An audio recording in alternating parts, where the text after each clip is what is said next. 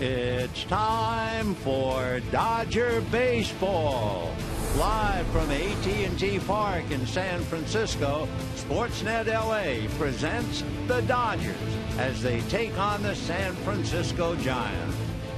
Hi, everybody, and a very pleasant Friday evening to you, wherever you may be. It's the Giants and the Dodgers, and if you're a baseball fan, you really can't ask for much more. Not only that, they're battling for first place in the National League West, separated by 2 games, with the Dodgers leading by a nose. Last time the Dodgers were up here, they swept the Giants, but when you look at the overall, the Giants have beaten the Dodgers 7, and the Dodgers have won 6. Dodgers typically confusing. They've lost 5 of 7 at home, but they come up here and they've won 4 out of 6. It'll be a battle of left-handers. Madison Bumgarner on the mound, looking for his 18th win to catch up to Kershaw, and the Dodgers counter with Hyun-Jin Ryu. For Bumgarner, not only looking for his 18th, he is trying to beat the Dodgers for the 3rd time this year and the 11th time in his career. And for Hyun-Jin Ryu, he is 4-3 lifetime against San Francisco. What's also important, remember there's another 3-game series starting on the 22nd of September at Dodger Stadium. But in between, the Dodgers play Colorado, Chicago, and then Colorado at the end of the year. And the Giants will be playing San Diego and Arizona. So those are the numbers. Sit back, relax. We got a great ball game coming up and a whole lot more right after this.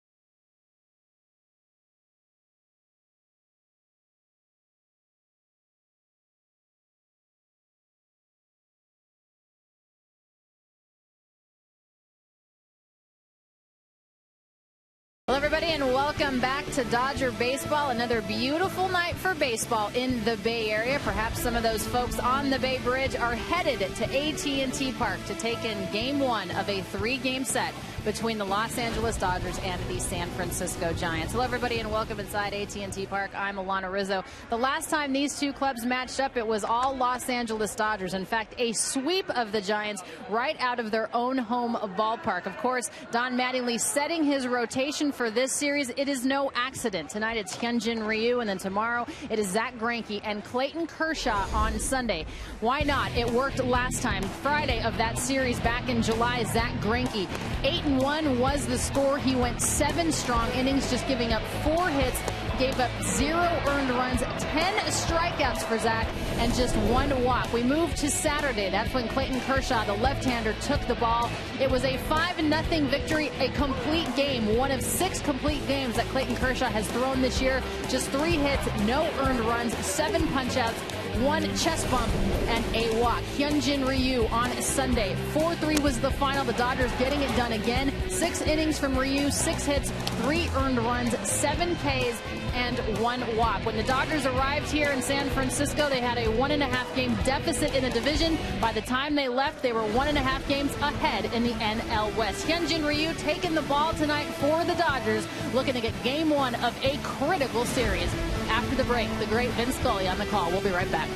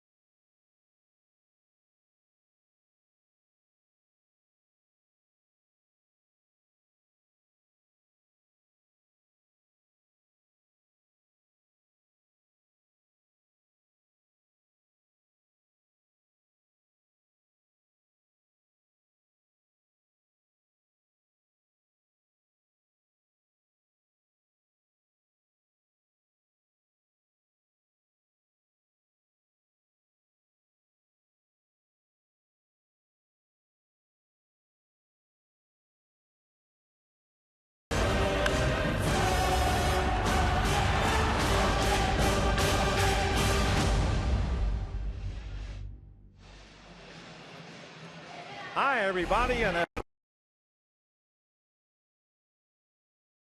we're here at AT&T Park in San Francisco for just about everything a ball fan would want. Two fine teams, an old-time rivalry that goes back to 1900. Names like John McGraw, Wilbert Robinson, all the way up to the present. And, of course, at stake would be the National League Western title. It'll be another sellout, of course, here at AT&T Park. It was a beautiful day in San Francisco. In fact, about an hour ago, it was 75 degrees. However, as the sun goes down and you're more aware of the water, McCovey Cove back of right field, the first thing you look at anytime you come here is the wind and its effects. Well, right now, the flags show that the wind is blowing out. What that means to Messrs. Bumgarner and Ryu, we'll find out in a few moments.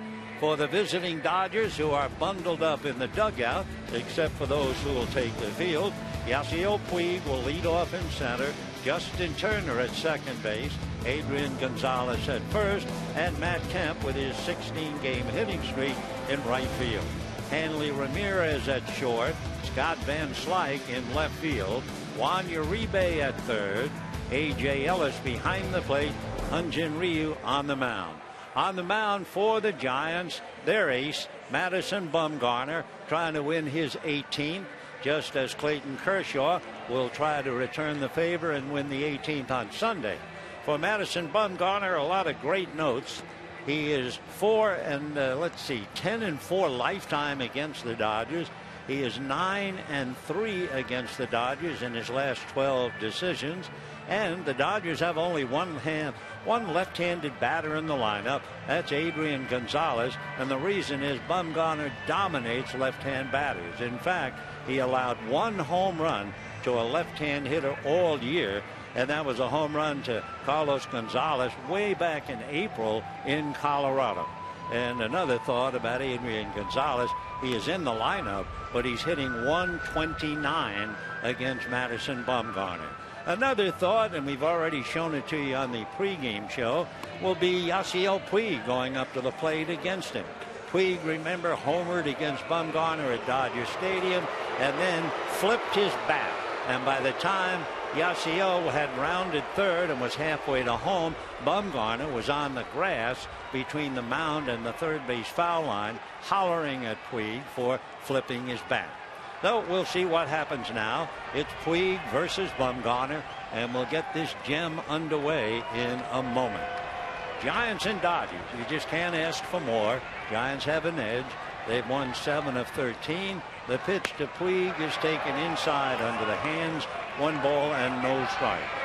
Anybody following the Dodgers, for that matter, anyone vitally involved in following baseball, knows that Yasiel is struggling. So Puig waits. Bumgarner turns on the rubber. A left-hander comes back. It's swung on and missed. And the count 1-1. So Yasiel Puig, as he stands at the plate, trying to find the solution. In his last 19 games, hitting 143. And of course, his average has taken a beating because of it. Bumgarner back 1-1, runs a cutter inside, and it's a 2-ball, 1-strike count. Madison Bumgarner, the left-hander out of Hickory, North Carolina, moved to Lenoir, North Carolina. Last year a 13-game winner, and this year really flying, having already won 17. Bumgarner, who stands sideways, almost as if you would expect him to go into a stretch, and then he just turns and delivers. Puig, tired of waiting, backs out.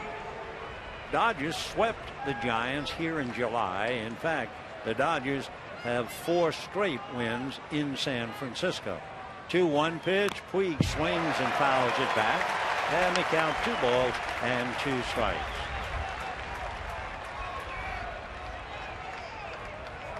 The Dodgers, always a question. They just do things differently. Take what they do against left-hand starters. At home, where you would think they have an advantage, they're 9-9. On the road against left-handers, they are 15-3. Figure that one out. Puig in and out of the box. Bumgarner stands, waits, holds the ball right about at his collarbone, and just takes one little step back. Here he comes, breaking ball down, slider, 3-2 the count. Bumgarner, when he signed, and you have Justin Turner hitting second, Bumgarner signed for a lot of money. I mean, he was a $2 million signee, and he certainly, now that Matt Cain can't pitch for the year, Bumgarner is definitely the ace. You get a fastball, a slider, a changeup, and a cutter. Sellout crowd. Bumgarner goes 3-2 to Puig, and the 3-2 pitch is swung on and fouled away off to the right into the lower deck. Giants have now won 9 straight at home, 11 of the last 12 in San Francisco. So they've been flying high. Bochy's club winners of 12 of the last 15, and they have a 3-game winning streak. Dodgers have won 5 of the last 6. One of the key components in this drive will be how tough will San Diego be against Buster Posey and the Giants. They have split 12 meetings, and the Giants, 7 of their last 10 will be against San Diego. 3-2 pitch, fastball fouled away. The Yasiel fouling them off. Count remains 3-2. Bumgarner 2-1 against the Dodgers this year, 10-4 lifetime, and he has a little 4-game winning streak. Matt Kemp and company waiting to see if they can get the jump on the Giants here in the first inning. 3-2 the count. Bumgarner ready. The pitch to Puig is low in the dirt for ball 4. So Yasiel jogs to first. And the batter now will be Justin Turner. We can take a look at the Giants defensively. Arias and Panic, Crawford and Sandoval, Blanco, Pagan and Pence, Posey behind the plate, and Bumgarner on the mound. So now Justin Turner checking in for the Dodgers. Turner, who certainly earns his right to play, hitting .330, 5 home runs, 34 runs batted in. D. Gordon did not have any success against Bumgarner, so the Dodgers bring an extra right-hand bat in there with Turner. Bumgarner delivers off speed, got it in nicely for a strike, and the count 0-1.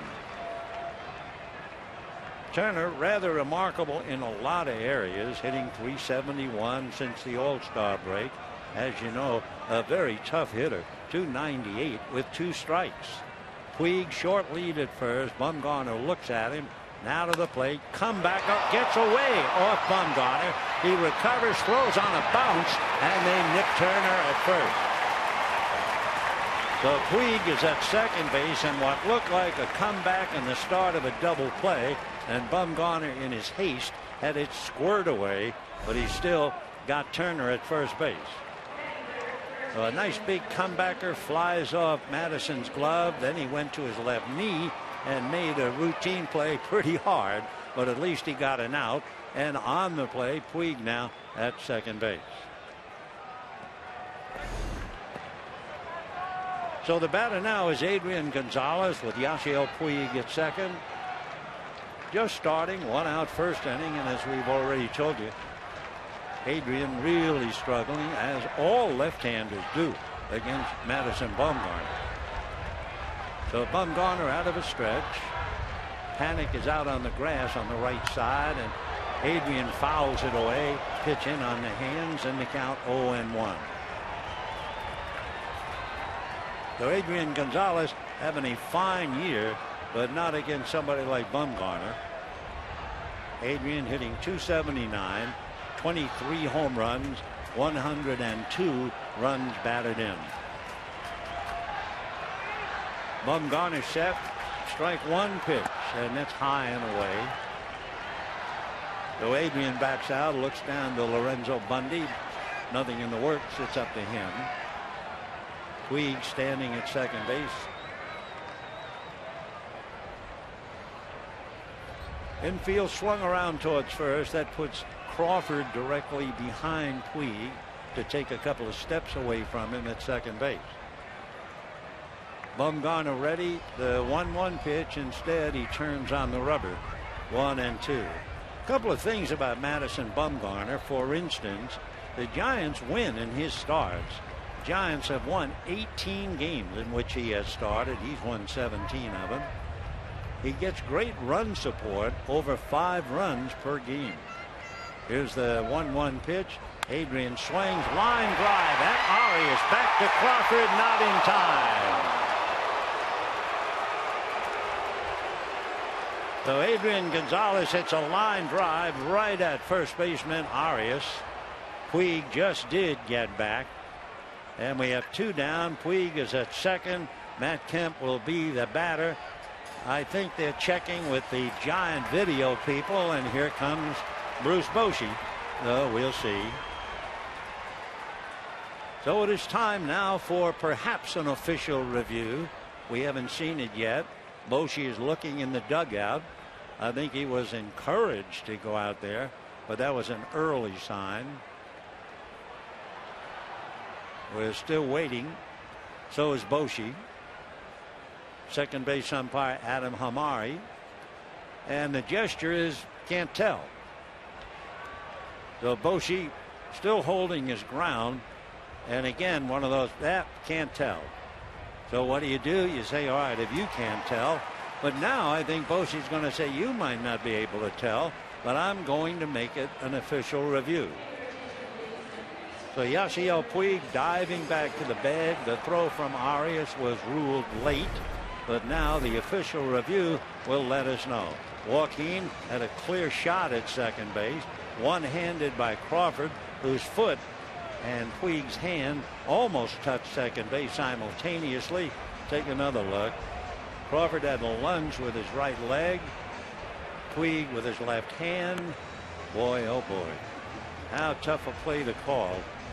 And again, as we always do, it is a tribute to the umpires. We have millions of dollars of equipment, lots of people in New York looking at it from every conceivable angle. And yet that's the play an umpire must call in a millisecond. So Puig with his arms folded, standing at second base. The umpires near the Dodger on deck circle. Bochy is back in the dugout. And we just have to wait. Now headsets are about ready to come off. And we'll get the indication it is safe. So it was a good call by Adam Hamari. Puig is at second base. Bochy loses. Boy, is it close. Wow. It looks like the difference between the foot and the hand was the left thumb. So you thumb for a ride, and Puig is still there looking for a ride home. And the batter is Matt Kemp with a 16-game hitting streak. Bumgarner out of his stretch. Puig now has more room at second base. Slow breaking ball in for a strike. If you have a left-hand hitter up, Brandon Crawford is behind the runner at second. But now with a right-hand batter, Crawford is back deep at short, and Panic, although he's a little over to his right, can't really bother Puig. Yasiel keeps stretching as if he might have extended that left shoulder a little bit and lunging for the bag. Pitch to Matt Kemp, swung on, fouled away. So Matt's in a hole now. No balls and 2 strikes. Kemp with that 16-game hitting streak. 1 for 4 in his last game against San Diego. During the streak, which began in August, he's hitting .333. Hanley Ramirez on deck. Bumgarner out of his stretch, looks back at second, and the strike 2 pitch on the way. Madison delivers high and away, ball 1. Bumgarner actually pitched a game and won it where he didn't strike anybody out. But he does have 199 strikeouts going into this game. He pitches late in the game. He has a very good pickoff move if you're at first base. So Puig, good lead at second. 1-2 the count. Out of his stretch goes Bumgarner. Left-hander delivers, swung on, ground ball to short. Crawford is up with it, throws low, nice pick by Arias, and the Dodgers lead Puig at second base. No runs, no hits, a man left at the end of half an inning. Dodgers nothing, Giants coming up.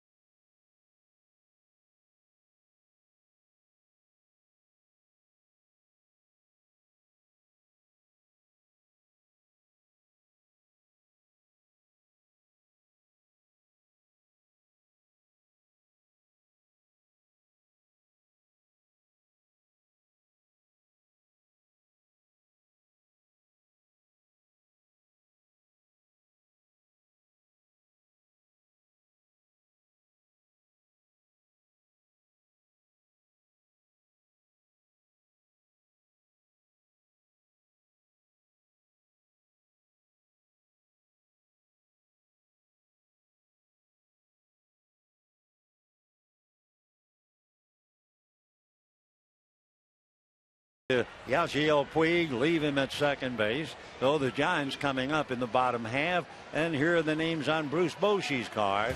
Angel Pagan, who means a great deal to the club, in center field. Joe Panik at second base. Buster Posey, who's been out of sight, he's been so red hot, behind the plate. And Hunter Pence in right field. Pablo Sandoval at third. Joaquin Arias at first. Gregor Blanco in left. Brandon Crawford at short. Madison Bumgarner the pitcher. On the mound for the Dodgers, Hyun-Jin Ryu is 14-6. Very good record on the road. He is 10-3 on the road.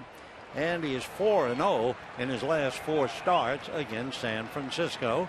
Leading off, Angel Pagan, off-speed pitch in for a strike, and the count 0-1. It is no accident that the Giants got better, got well, as soon as Pagan was able to play. He means so much to them in that leadoff role. Pagan was out for a while, had all kinds of leg problems. Switch hitter, batting .307. Ryu ready and delivers. Slow curveball, bang to the left of Ramirez. Hanley goes back to get it and throws him out. So 1 away, bottom of the first inning. And the batter now will be Joe Panik. So Joe Panik, who has really rescued the Giants as far as second base is concerned. Remember, Marco Scutaro meant so much to the Giants. Scudaro's back just gave out. I believe he's over in Arizona trying to heal, but they're not talking about him ever playing again from what we hear. But Panik, he's hitting .316. So Panik, left-hand batter, has a look at a pitch low. 1 ball and no strikes. Young Joe is from Yonkers, New York. Makes his home now in Hopewell Junction, New York. And he was a first-round pick out of St. John's University. Takes a breaking ball off the plate. 2 balls and no strikes. Panik, a 3.8 GPA as a finance major at St. John's. Grew up a lifelong fan of Derek Jeter. 2-0 pitch to Joe. He straightens up. It's high and inside. Ball 3-0. At Chase Field in June, Panik had his first major league hit. And he had his mom and dad, brother, and girlfriend, along with other friends there to see it. 3-0 pitch in for a strike, and the count 3-1. The Giants have not been dazzling against left-handers.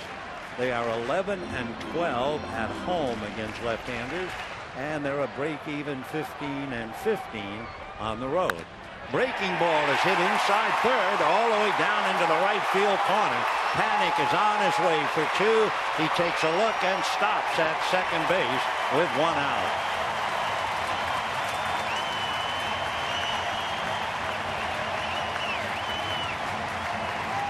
So Panik pulls one inside the bag, all the way down into the right field corner.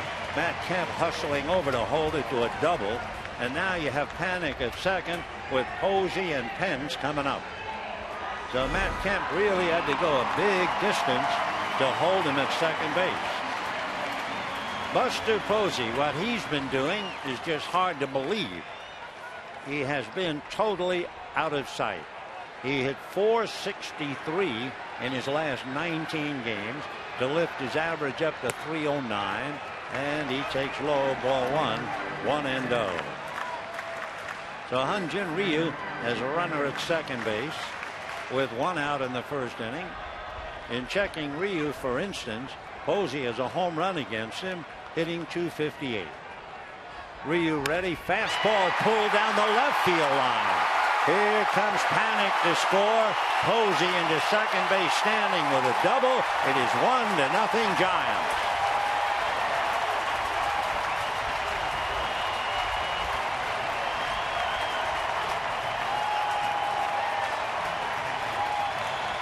Boy, that didn't take long. A shot down the right field line, a shot down the left field line, and the Giants are out in front 1-0, and no doubt about either hit. So Posey continues his phenomenal hitting in his last 20 games. He now has 25 runs batted in. And now certainly someone considered to be another MVP on the Giants squad, and that would be Hunter Pence. So Pence, right-hand hitting right fielder, backs off on a pitch inside. 1 ball and no strikes. Pence plays every day. He has 174 hits to lead the league. Right fielder with 19 home runs to go along with it. Ryu will look back at Posey. The pitch is going to be hit up the middle by Ramirez into center field. Posey will come to the plate and score. A poor idea by Puig. He throws the ball to the plate, and he didn't have a chance. And all that did is allow Pence go to second base.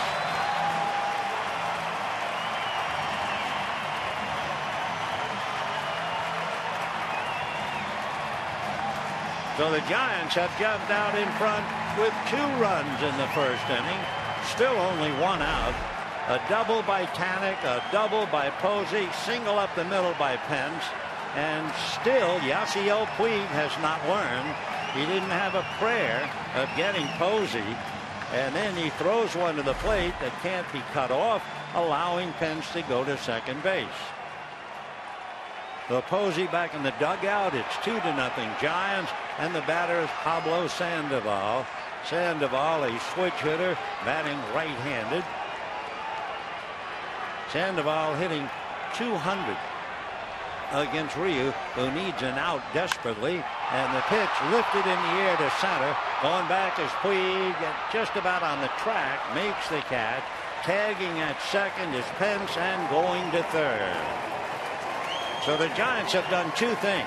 They have scored in the first inning, and they have this crowd really trying to lace them to the heights. So Sandoval, a long out, wobbly start for Mattingly and company in game 1 of a 3-game series. And remember, starting Monday the 22nd, the Giants will be at Dodger Stadium. 2-0 San Francisco. Joaquin Arias hitting .237, playing first base. They sorely miss Brandon Belt, although they say he is getting closer to coming back. 2 out and 2 in, and the pitch to Arias, low ball 1, 1-0. Arias from the Dominican, 6'1" on the lean side, about 170. Normally you'd see him at shortstop and third, but he's playing first base. Slow curveball in for a strike, and the count 1-1. So the Giants have won 3 straight, 9 straight at home, and 12 of the last 15.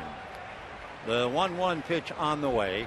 Ryu delivers, fastball hit to the hole, right side. In comes Pence, and the Giants lead 3-0 in the first inning.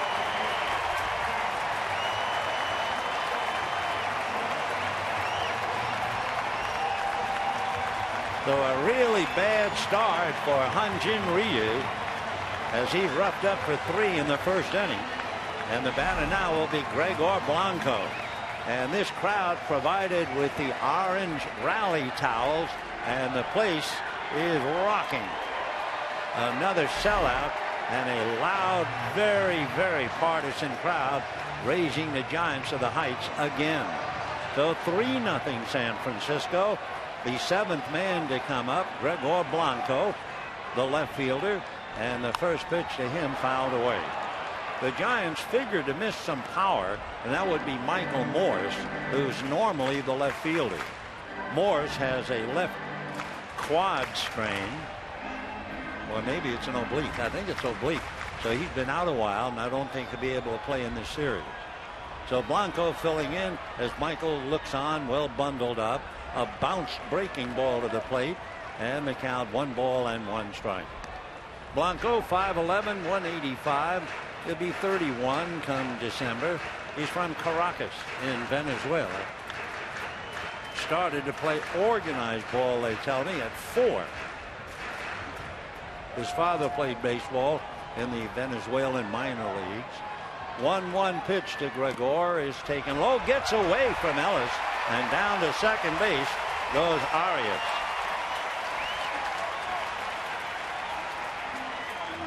It'll be a wild pitch charge to Hyun-Jin Ryu as he bounces a curveball. So the Giants back-to-back doubles and a single, and then another single after a fly ball, and it is 3-0 San Francisco in the first inning. Ryu again at the belt, looks back at second. 2-1 pitch in the dirt. That blocked by Ellis. 3-1 the count. No advancement at second base by Arias. So AJ's been busy trying to keep the ball down, blocking it one way or the other. 3 runs, 4 hits for the Giants, nothing across for the Dodgers. Ryu now set at the belt, looks back at Arias, and the next pitch to Blanco off the corner for ball 4. So Brandon Crawford, the shortstop, coming up. Crawford is the 8th man to come to the plate here in the first inning, and the Giants leading 3-0. Brandon Crawford batting .258. He has 8 home runs, 59 runs batted in. Went to school at UCLA. His first major league hit for Brandon Crawford. First hit was a grand slam home run against Milwaukee. He takes off the plate, ball 1. Kind of an interesting story if you haven't heard it before. His parents were season ticket holders at Candlestick Park, and when they were building this ballpark, A&T Park, they had a good idea. Crawford takes a strike. You could buy a brick, put your name on the brick, and so your name would forever be a part of AT&T Park. So Brandon Crawford's mom and dad bought a brick, put his name on it, and lo and behold, here he is playing. The 1-1 pitch on the way, swung on, hit inside the right field line, down into the corner. Arias will score. They will stop Blanco on a double by Crawford, and it is 4-0 Giants.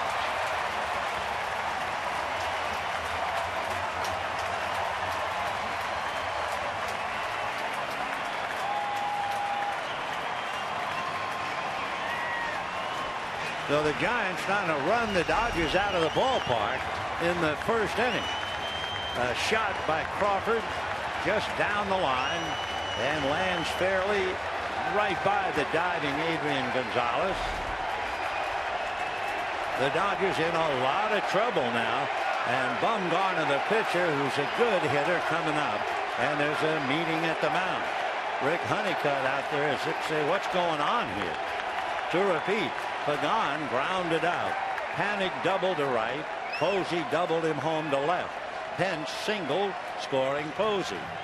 With 1 out, and Pence had gone to second on the throw to the plate, and with an out, Arias then singled to right, and that scored Pence. Now with a walk to Blanco, a double by Crawford. That's the 3rd double in the inning, and the Giants have 9 men to the plate and lead 4-0. And here is Madison Bumgarner, who's a very, very good hitting pitcher. Ryu ready. Bumgarner looks and takes a strike. Bumgarner, as he stands in at the plate, hitting .254. He has 3 home runs, 2 of them grand slams, and 13 runs batted in. Runners at second and third. Ryu's pitch is hit in the air down the right field line. Starting to slice foul. Kemp in pursuit and can't get it as he runs into the wall and lands on his back.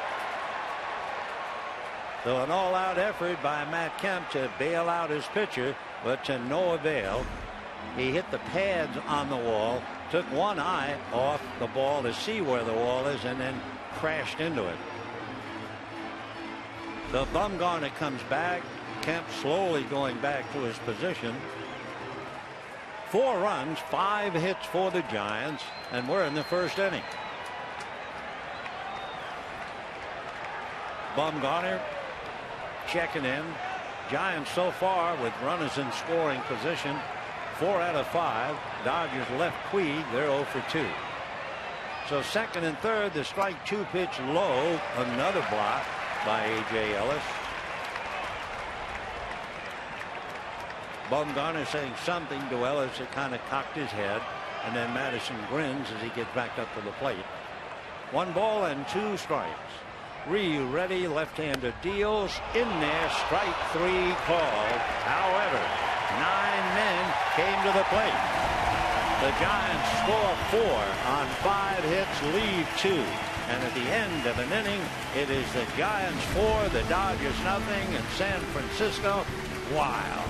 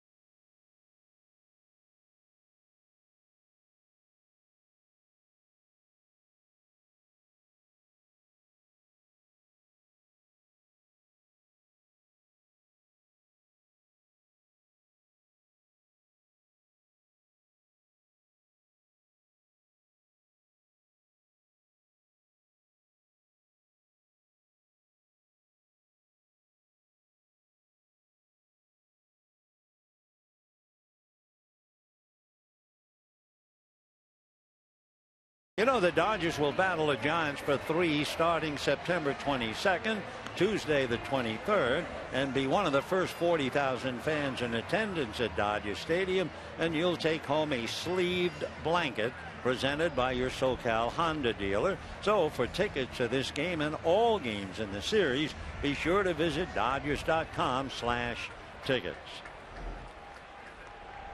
Madison Bumgarner staked to a 4-0 lead. Looks like he's wearing the score on his shirt, number 40.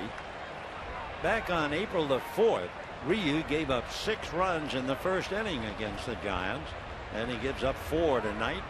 Now we'll see if the Dodgers can come back.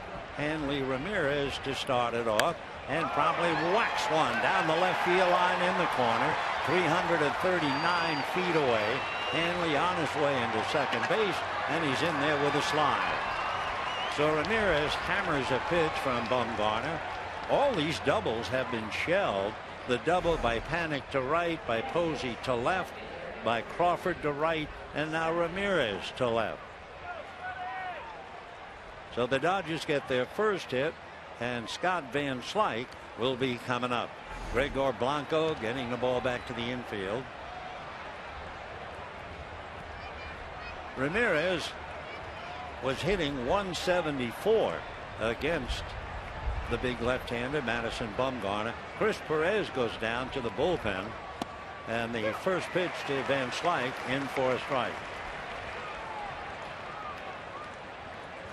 Scotty hitting .269, 10 home runs, 22 RBIs, 8 of the 10 home runs against left-hand pitching.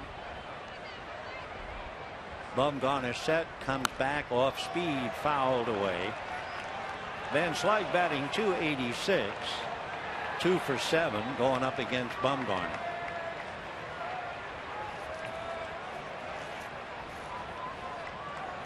You have a couple of fellas who are blazing hot with the bat, certainly led by Buster Posey. Van Slyke a little late on the pitch and strikes out. Strikeout number 1 for Madison Bumgarner, which will also be strikeout number 200 for the big left-hander from North Carolina. Yes, Buster Posey, since the All-Star break, hitting .355, Justin Turner since the All-Star break, 366. And the second baseman, Joe Panik, since the All-Star break, 367. So 1 out, 1 on. Here's Juan Uribe, former Giant, backs off at a pitch at his feet. 1 ball and no strikes. So the Dodgers looking to hitters like Uribe and Ramirez to get back in the game. Juan has a little 4-game streak. Played for a couple of years up here, hitting .302, 8 home runs, 43 runs batted in. Bumgarner ready. Uribe starts his swing. They're going to check. No swing. And the count, 2 balls and no strikes. Jim Joyce, the veteran umpire, on the foul line back at first. Take another look. The bat starts to get out there and he holds it back. So 2-0 the count to Juan Uribe.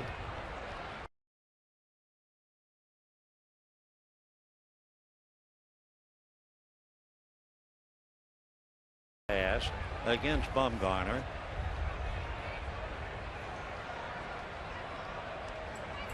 He's allowed 18 home runs. Hanley at second base with 1 out.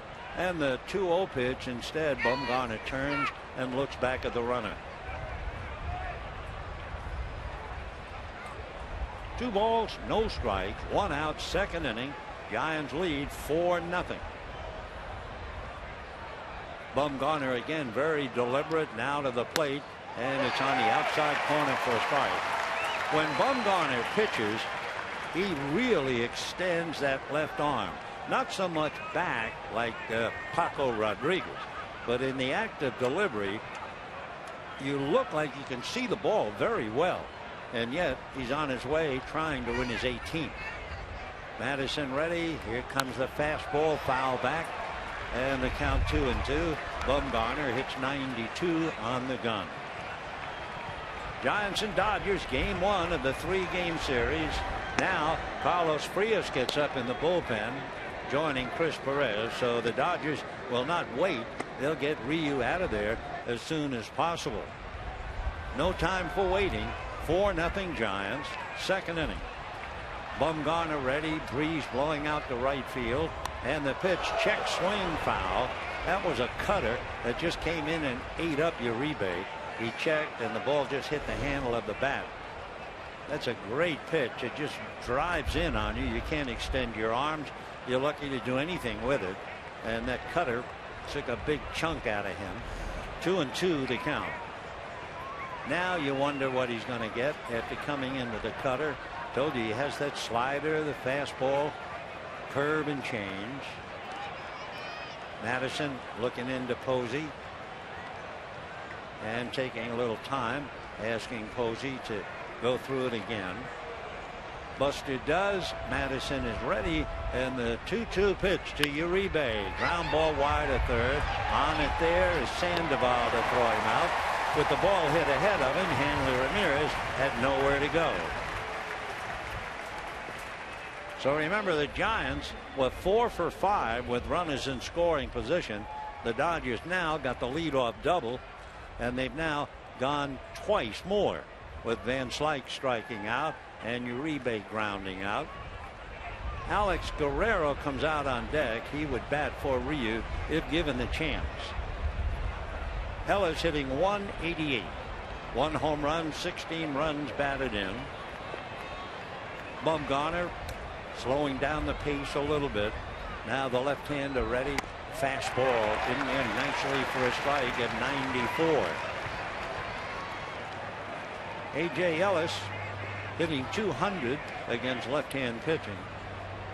And waiting on deck, Alex Guerrero. 4-0. Favor the Giants. Top of the second inning. Now the strike one pitch on the way. Bumgarner delivers down at the right ankle of Ellis. 1 ball and 1 strike. Game 1 of a 3-game series, and then before you know it, they'll be after each other again Monday and Tuesday and Wednesday. A series that might decide who's going to win the West. Might not be the Giant Dodger series. it could be the Giants San Diego. They have 7 to go with the Padres, and they've split the previous 6. The 1-1 pitch is lifted. It's the second baseman, Joe Panik, backing out to make the catch. So the Dodgers again leave him in scoring position. 0 for 5 in that area, and the Giants continue to lead 4-0.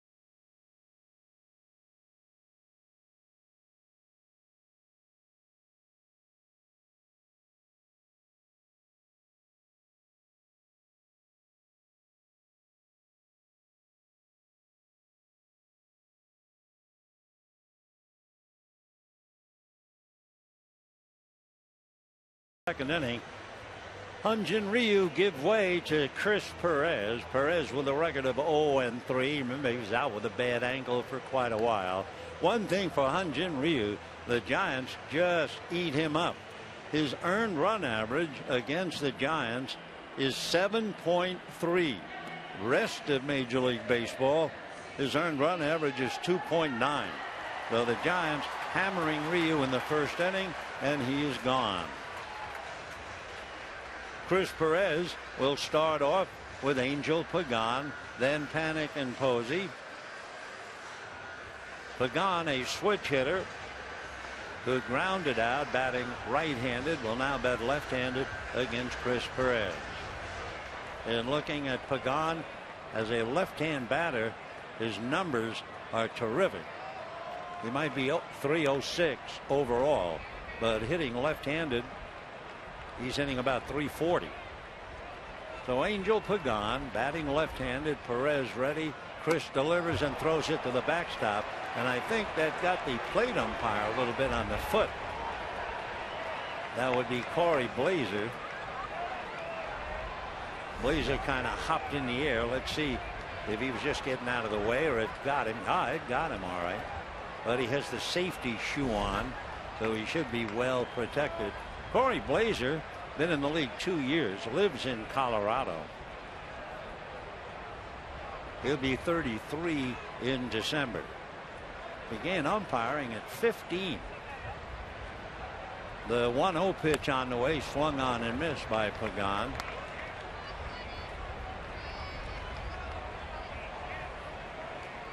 Pagan grounding out in the first inning, and then the sky fell down on Ryu. 2 doubles, a single, a long fly ball, then another single, a walk, and another double. 4 runs and 5 hits. Perez comes back 1-1, swung on and missed, and the count 1-2 to Angel Pagan. Chris Perez worked Tuesday 1 inning against San Diego. He's been very tough on left-handers.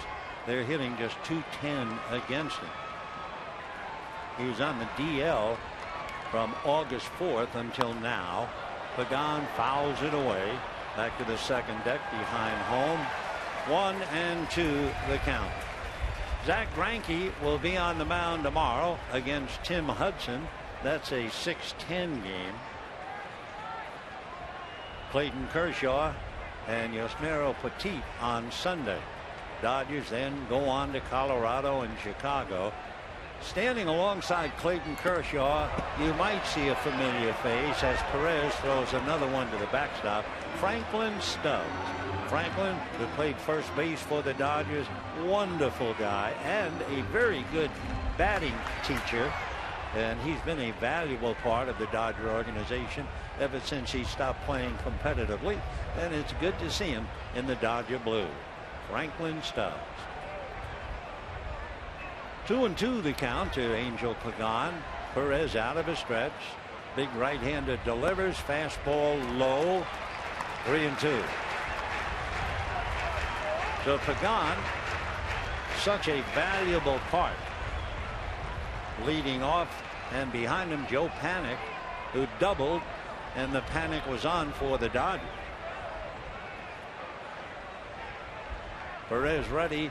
Right hand is pitched way inside, ball 4, and that is really asking for trouble now. So Pagan, who hasn't played a lot, has only been in 97 games, but he has stolen 14. So Perez walks his first man, and now Joe Panik. Panik doubled to right, and then Posey doubled to left, and then Pence singled to center, and the race was on. So the kid from St. John's University, Joe Panik, checking in, and hitting behind him Buster Posey. Perez out of his stretch, throws to first, close, but didn't get him.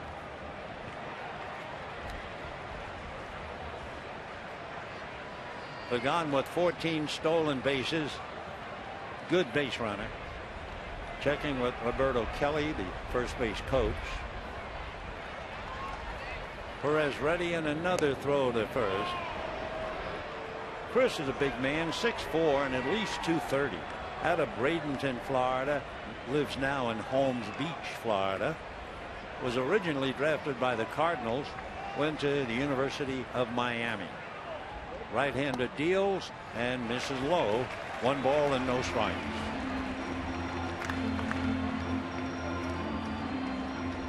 Joe Panik. What a great break for the Giants. 2 big moves, really. Panik taking over in an area that was really hurting the Giants without Marco Scutaro, and he certainly filled the bill. And the other was the acquisition of Jake Peavy. Next pitch is high, ball 2. I think a lot of people thought that Peavy was finished, and he's anything but finished. He is not only a fine veteran pitcher, Peavy is also a cheerleader and has done a great job since coming over. Peavy's earned run average with the Giants 2.2. 2-0 the count. Panik back up, spells that name P-A-N-I-K. Double to right. There goes Pagan. The pitch, a strike. The throw, not in time. So that's Pagan. His 15th stolen base. And I remember when the Giants lost his services, we figured that was a serious blow. But at the same time, we knew that when he came back, he would give the club a boost. Well, he is back, and he has given them the boost. So Pagan at second base, nobody out. You have Panik, Posey, and Pence, the P-men. 4-0 Giants. 2-1 the count to Joe Panik. Perez out of his stretch, looks back at second, now to the plate, swung on, high fly ball to straightaway center.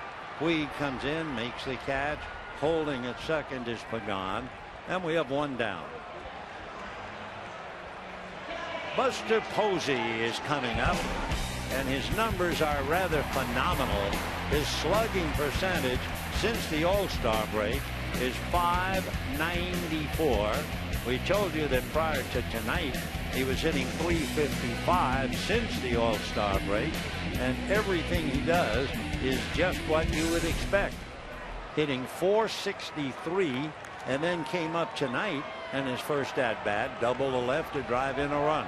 So Gonzalez has been diving at one double.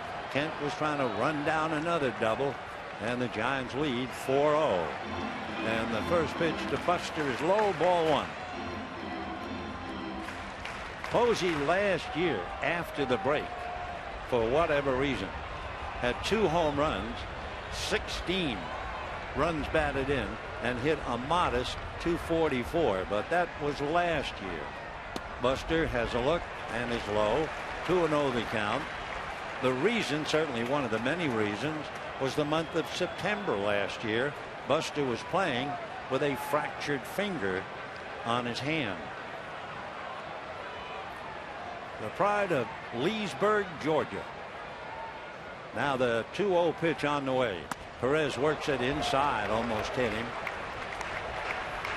So a walk to Pagani, steals second, Panic flies to center. 3-0 the count. The way Posey is hitting with Pence on deck, you would not be surprised at all if Bochy let him swing 3-0. Perez set, looks back at second, and the pitch is taken on the inside corner. 3-1 the count.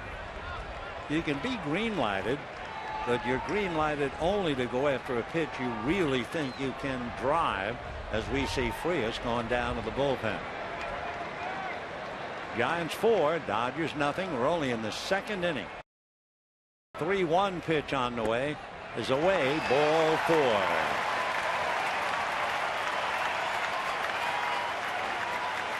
So Chris Perez has walked 2. All you have to do is look at the expressions of Don Mattingly and Rick Honeycutt, and you can tell the feelings in the Dodger dugout. And Hunter Pence coming up. Hunter Pence rolled one up the middle for a base hit.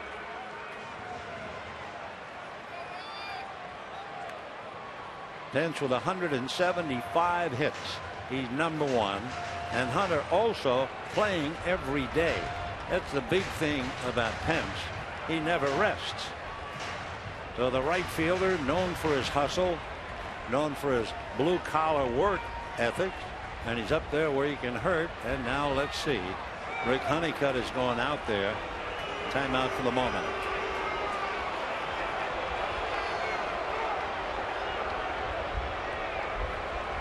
So another meeting at the mound, another Dodger pitcher in trouble.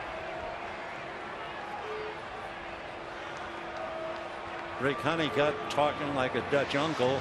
Carlos Frias down in the pen warming up. Hunter Pence, if you want to talk about a valuable player, he leads the National League with 175 hits. He has scored 103 runs. He has 201 total bases, tied for second in triples with 10. He is third in multi-hit games, 49, and he's 10th in extra base hits.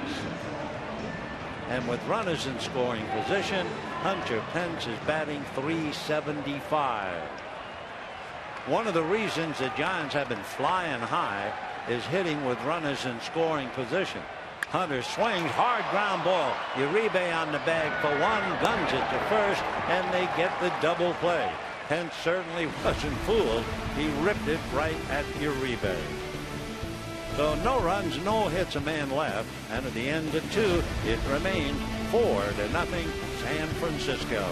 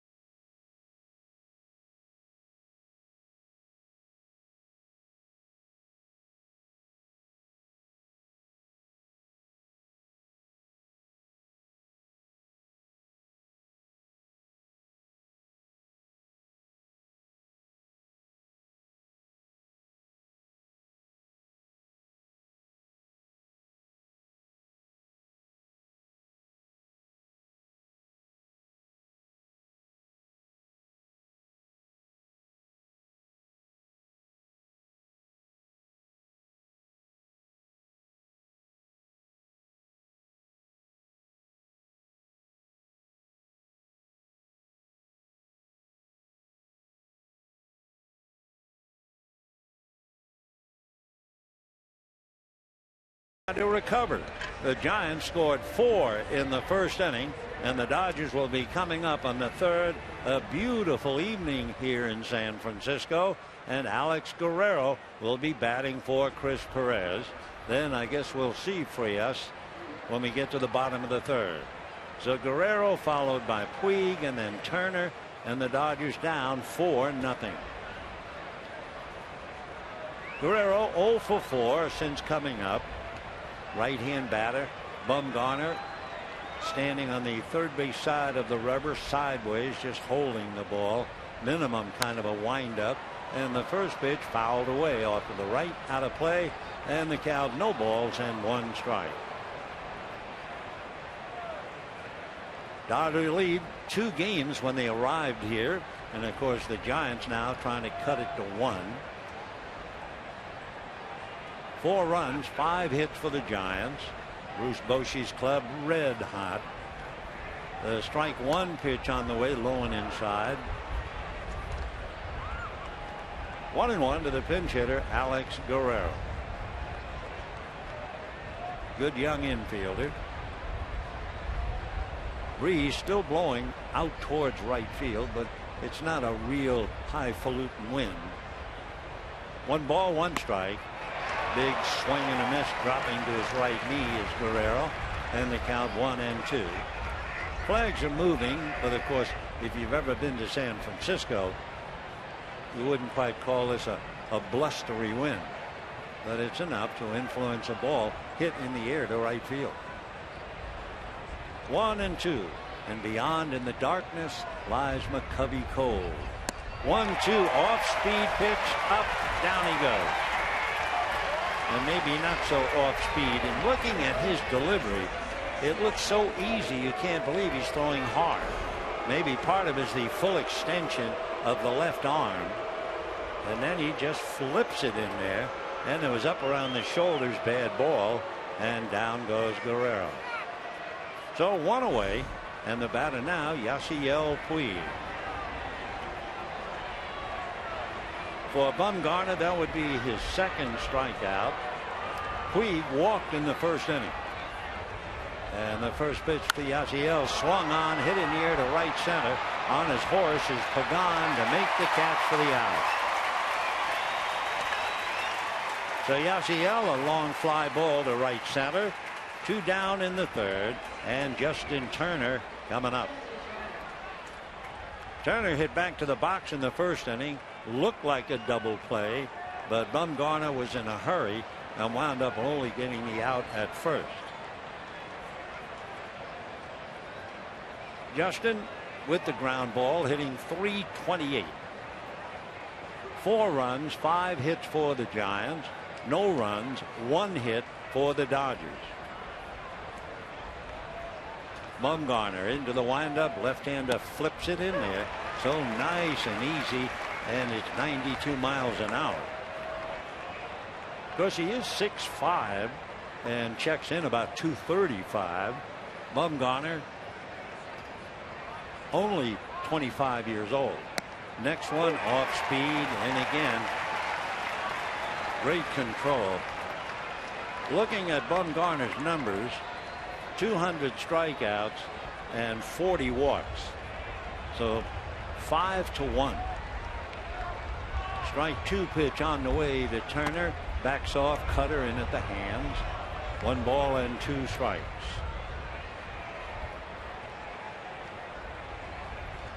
As good as Bumgarner is here against the Dodgers, he is really dynamite at Dodger Stadium. 1-2 off speed pitch, grounded to short. Crawford up with it, fires it. Nice stretch by Arias, and the Dodgers go 1-2-3. So since Ramirez doubled in the second inning, at 6 in a row, retired. So Frias getting ready to come in, and we're heading for the bottom of the inning with the Giants leading the Dodgers 4-0.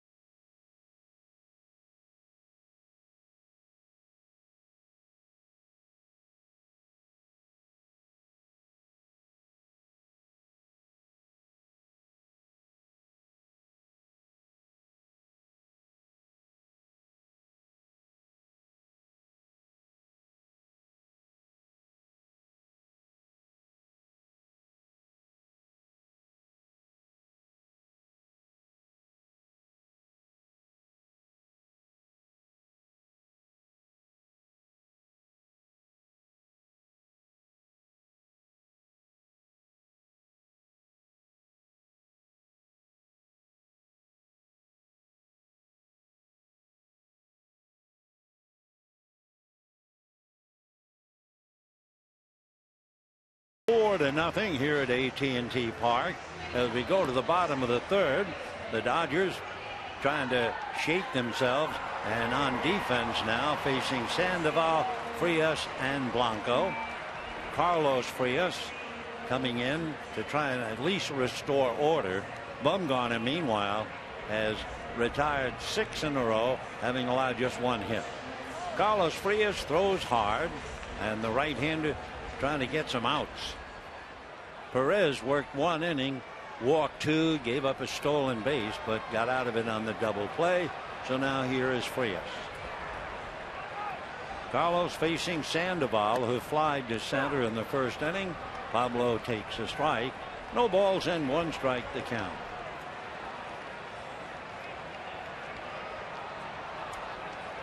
Now Frias comes back. Sandoval, a comebacker by the glove, backhanded, and underneath the backhanded of Justin Turner.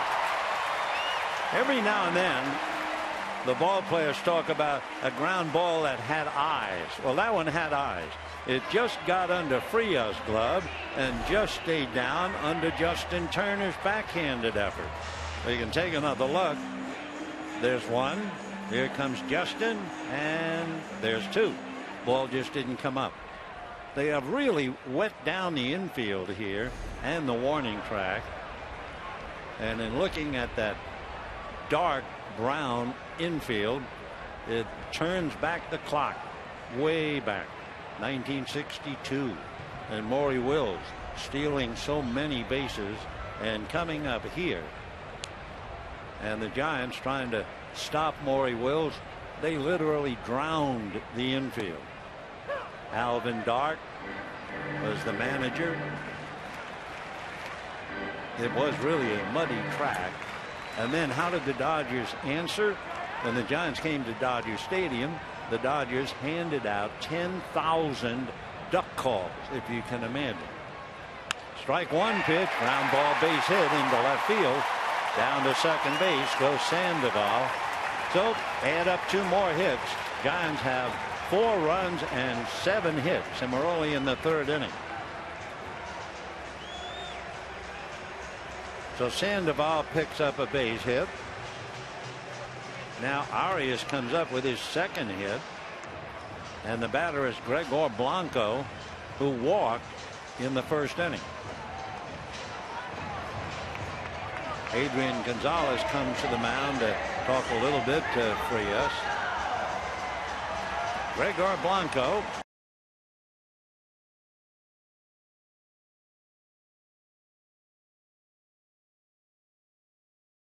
to guide him a little bit. 2 on, nobody out, 3rd inning, and the Giants lead 4-0. Blanco, the left-hand batter. He has 4 home runs, 33 runs batted in, and as we mentioned, walked in the 1st inning. So we'll see about a bunt, because then you have Crawford on deck. Instead, a strike. Blanco taking all away. 0-1 to Gregor Blanco. 4 runs, 7 hits, no errors, and the Giants have left 3. Dodgers no runs, 1 hit. They have left 2. Strike 1 pitch on the way to Blanco. Shot up the middle, base hit. Here comes Sandoval. He will stop at 3rd as Puig gets the ball back. And the Giants now 3 hits, and they've loaded the bases with nobody out. So the Giants right now are threatening to break the game wide open. And here comes Brandon Crawford. Another shot right up the middle. Frias never did get his glove down. So he is surrounded by Giants. Blanco, Arias, and Sandoval all out on the lines, and standing room only with nobody out, and Brandon Crawford at the plate. 2 home runs, 39 runs batted in, hitting .256. Tim Flannery over to say something to Sandoval. Beat LA, and the infield is up.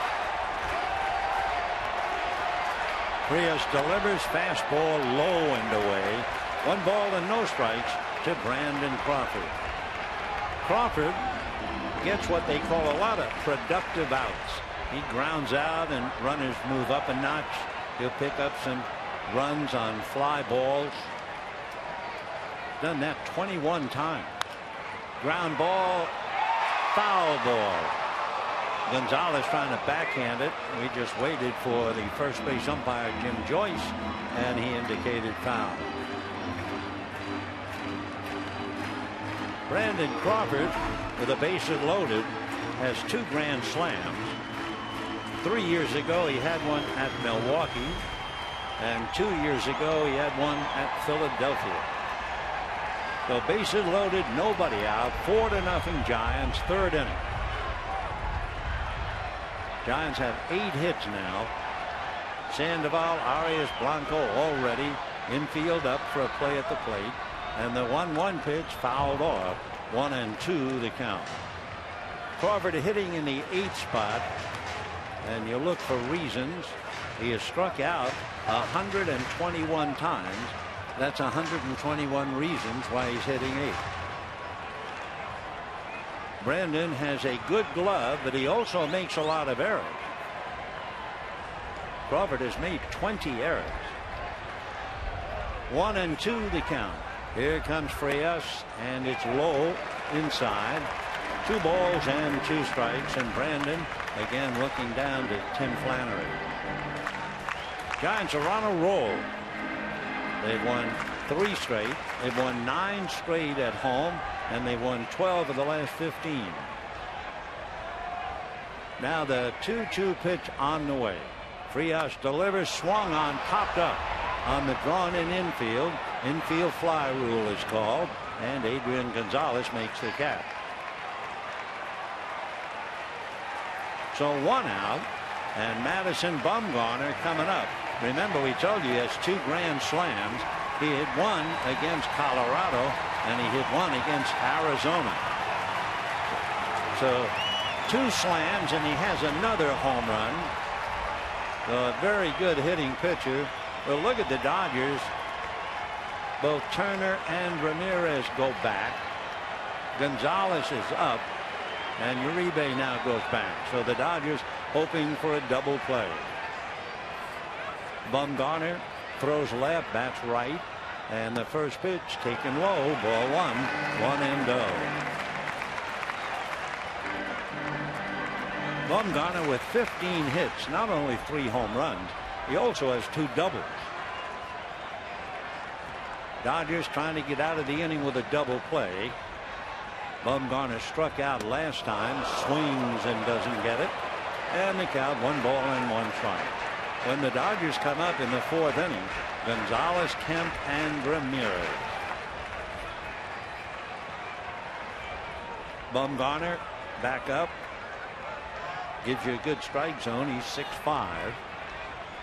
Frias out of his stretch. And his 1-1 pitch on the way. Bumgarner swings, fouls it away. Trickling just behind home plate. And the count 1-2. On deck, the leadoff man, Angel Pagan.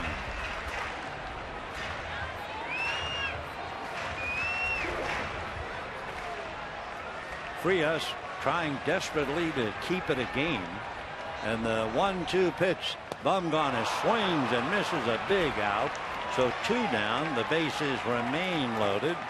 Frias comes up with a gutsy strike 3. And the batter will be Angel Pagan. By the way, we find out now from the Dodgers whether it happened before, during, or after. Ryu had to leave with a shoulder irritation. The left shoulder. There had to be a reason why he was so ineffective in the 1st inning, trying to pitch through pain, and he gave up 4 runs and 5 hits. So the bases remain loaded now with 2 out, and Pagan, who was grounded out and walked, checking in. Angel, 3 home runs, 27 runs batted in. Frias trying to work his way out, and the first pitch in for a strike, and he hits 96 on the gun. 0-1. Pregame has always been extremely effective in this kind of a situation. Sandoval, Arias, and Blanco all out on the lines. 0-1 the count to Pregame. Frios ready. Carlos fastball is lined to left, coming up to make the catch, sprawling on his chest, Scott Van Slyke. So the Giants had the bases loaded and they failed to score. Gutsy inning there for Carlos Frios, and at the end of 3, with an inning that was tapped by the diving catch by Scott Van Slyke, it remains Giants 4, Dodgers nothing.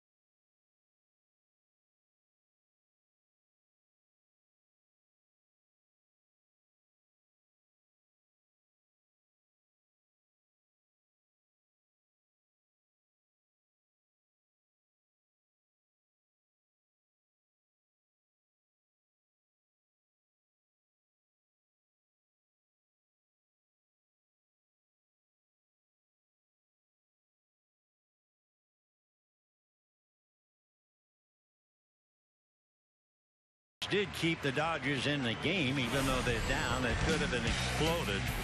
In looking at some pretty famous hitters in Dodger history since 1920 who had at least 100 RBIs in each of the first 2 full seasons, you go back to Jacques Fournier, then you have Dolph Camilli, Gary Sheffield, and most recently this year, Adrian Gonzalez. Well, Adrian will start off. He has not done well. We mentioned he's hitting 129 against Bumgarner. He did hit the ball hard, but lined out to Joaquin Arias.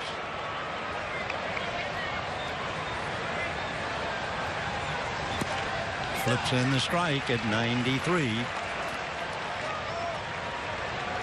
We mentioned earlier the Dodgers have been very successful on the road against left-handers. 15-3 on the road. Slow curveball. Boy, that took a while to get up there. No balls, 2 strikes.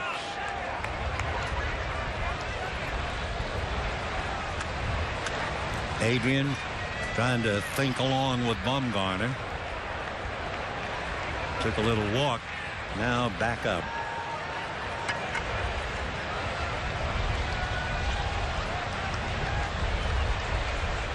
They certainly don't play Gonzalez to pull. Hunter Pence is way over in right center field. However, the second baseman, Joe Panik, is 10 feet out on the grass. No balls, 2 strikes.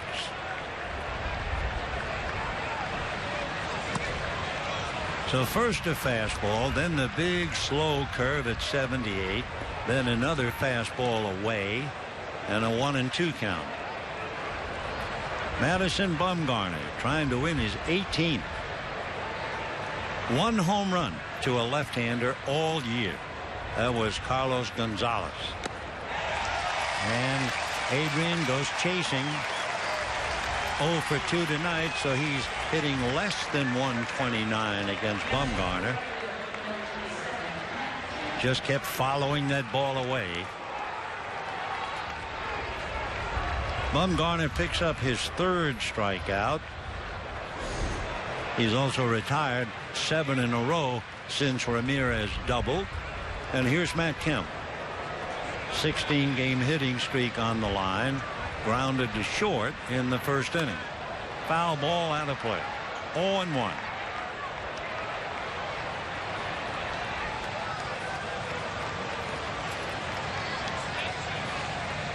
So Matt trying to get something started against a left-hander who is 2-1 this year against the Dodgers and 10-4 in his career. Slow and just missed. 70 miles an hour.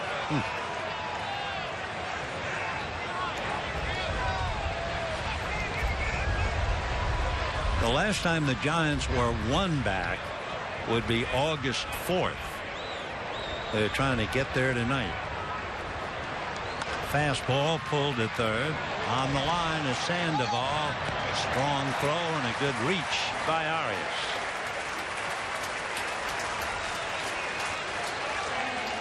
Two down in the 4th inning. 8 in a row retired now by Madison, and the batter is Hanley Ramirez, who doubled sharply to left, leading off the 2nd inning.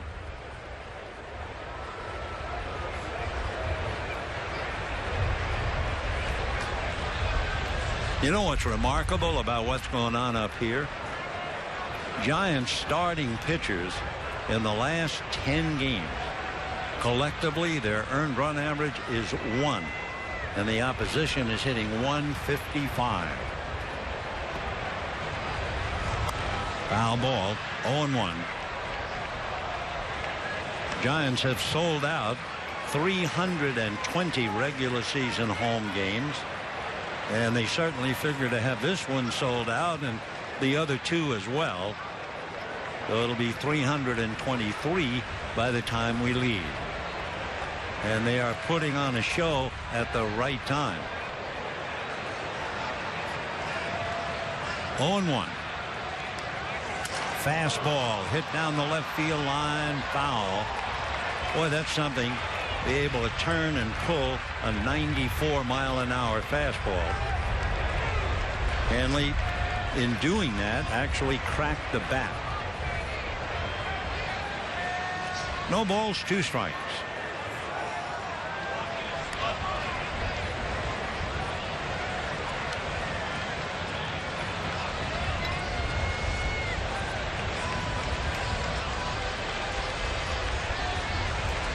Two out, bases empty, 4th inning, 4-0 Giants.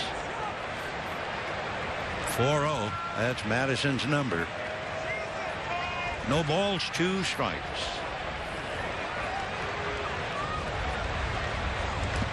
Did he? No, he didn't. Change up, good change up.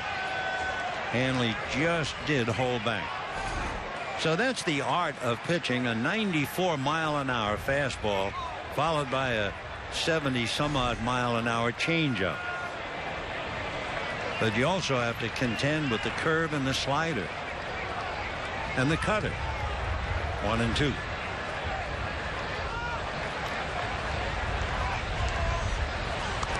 And he's hit.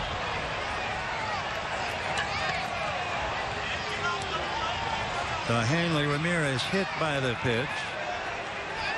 Slowly walking to first. For Bumgarner, that is the 5th man that he has hit. And it comes with 2 out, and it breaks the streak of retiring 8 in a row.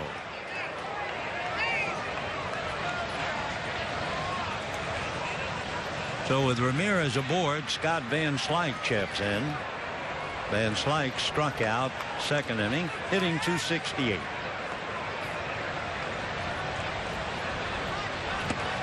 Oh, 1. Good slider. So during the course of a game, you're going to get everything in the store. Fastball, change, cutter, slider, curve. Trying to win his 18th.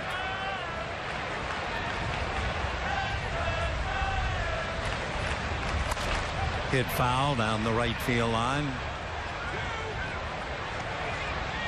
A lot of blue up here besides the prevailing orange. They are here. First inning had to be awfully tough. No balls and 2 strikes the count.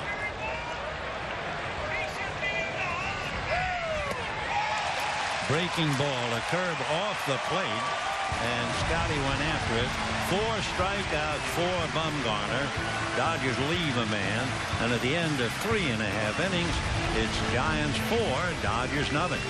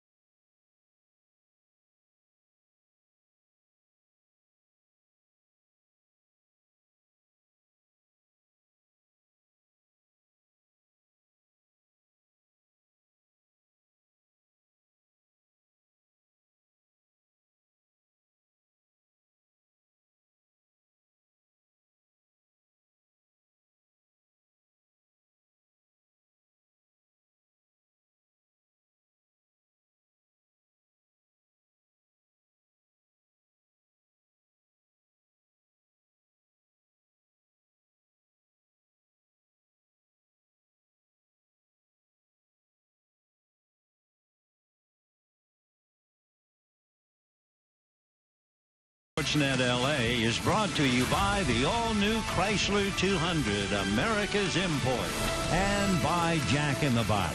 Try Jack's Spicy Chicken Club combo at Jack in the Box with fries and a drink while it lasts.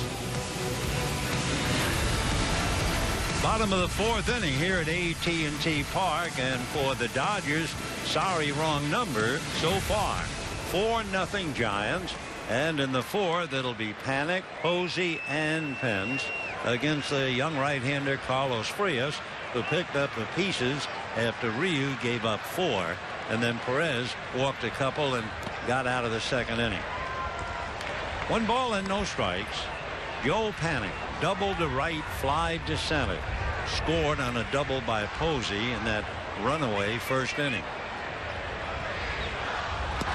That's a strike. Talking about that's a strike. Madison Bumgarner has faced 15 batters, and he's had a first pitch strike on 13 of the 15. 2-1.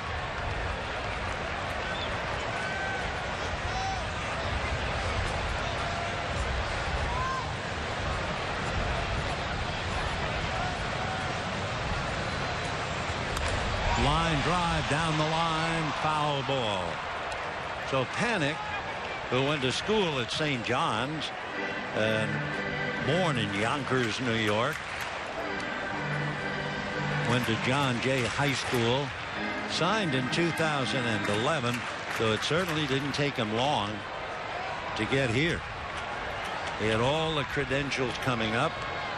Northwest League MVP, Big East Conference. 2-2 to count to Joe.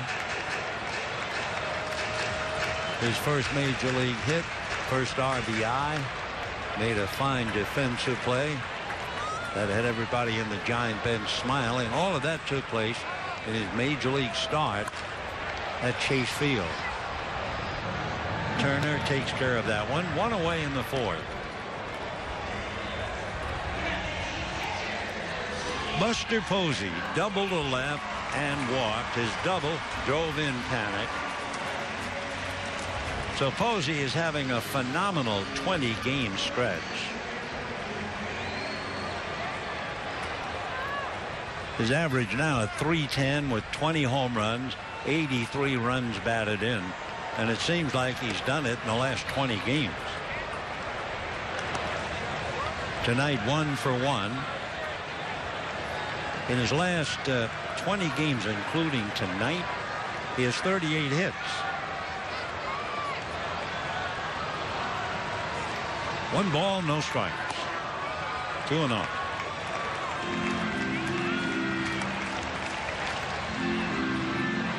Giants trying to extend their winning streak at home to 10. You have to go back a ways since the Giants had that kind of a streak here at home. They had an 11-game streak here back in 2003. That's the longest in AT&T Park history. And what's interesting for Bruce Bochy, during this 9-game homestand wait, they've scored 58 runs to the opposition 14. So now they have 62 runs to the opposition 14. Hard to remember. I'm sure the Giants have tried to forget the fact the Dodgers swept them here July 25, 6, and 7. High fly ball to right center, high enough for Matt Kemp to call. So we have 2 down in the 4th inning, and Hunter Pence coming up.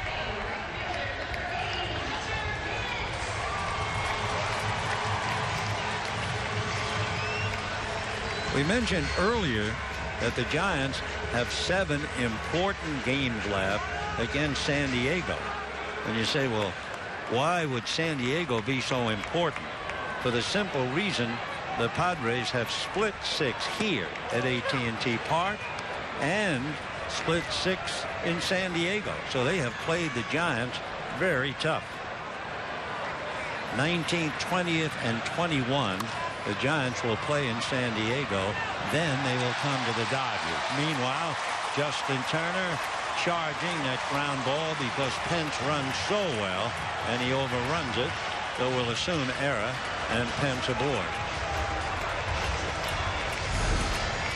E4. Justin playing second base because D. Gordon just couldn't do anything in the past against Bumgarner. Dodgers wanted some right-hand bats in the lineup. So Turner commits an error. Now Hunter Pence can put a little pressure on Frias because Pence, with everything else, runs well. He's stolen 13.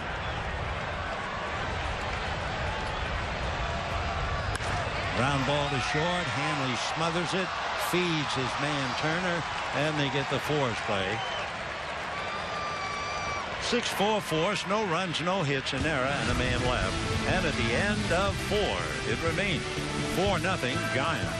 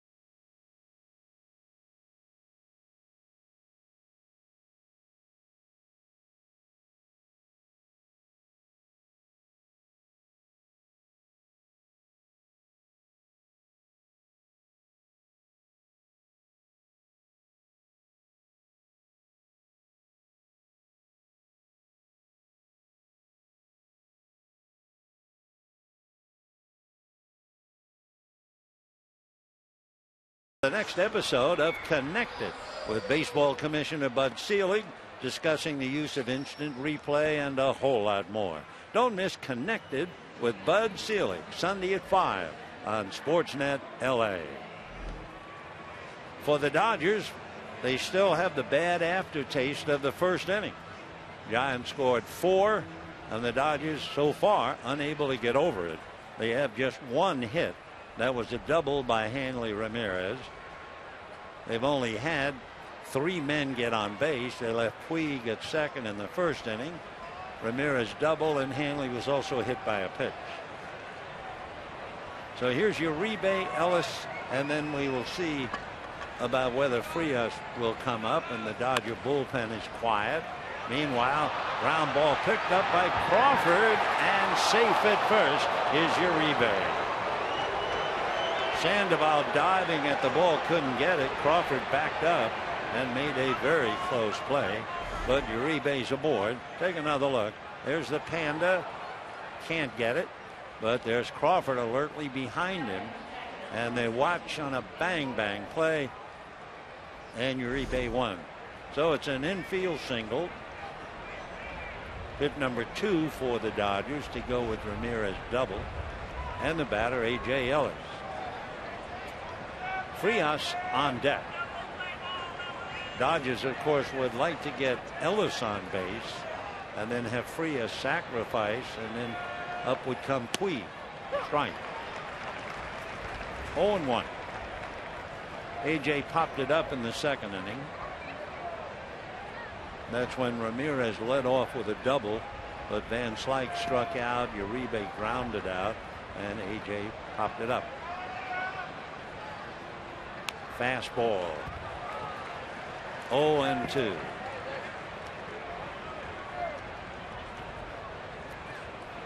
So again for Bumgarner, changing speeds and throwing strikes. He walked Puig to open up the game, and he hit Ramirez, but he is very much in control of the situation right now.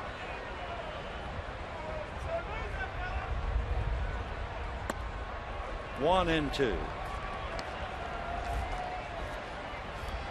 He'll go as high as 94. We haven't seen him throw any harder than that. I think 1 or 2 pitches in the very low 70s. Right in there. 92-mile-an-hour fastball. I'm sure the hitters are mesmerized by that easy delivery, the full extension of the left arm, and before you know it, the ball's on top of you. Makes it look so easy. Just kind of flips it, and A.J. looks perfect pitch.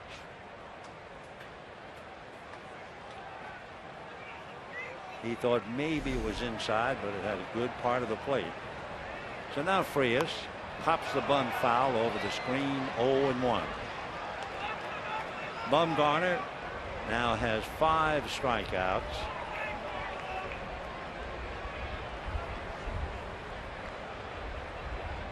He has struck out as many as 10.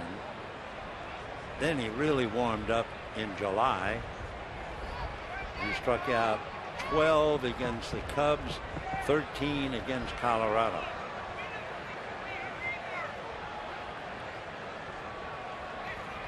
Oh, 0-1.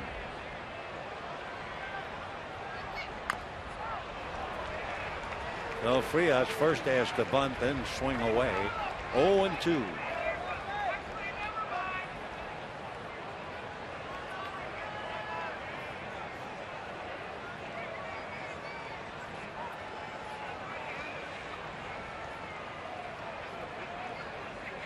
Uribe doesn't figure to go anywhere. The bunt in the air, that'll do it for Frias. Well, that is strikeout number 6.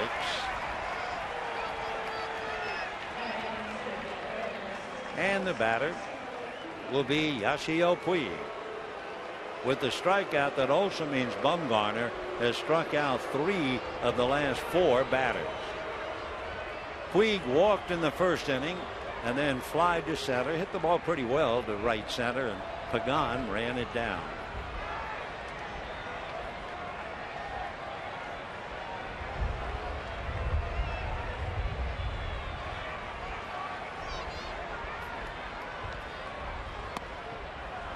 Ball 1.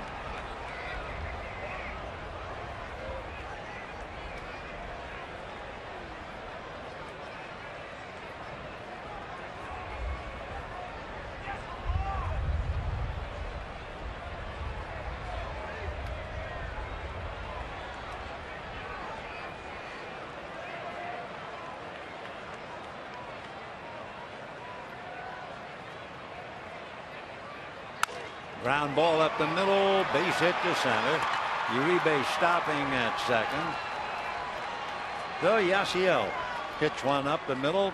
Dodgers first and second, 2 out, and Justin Turner coming up. Dodgers now have 3 hits against Bumgarner. He's walked 1. He has struck out 6.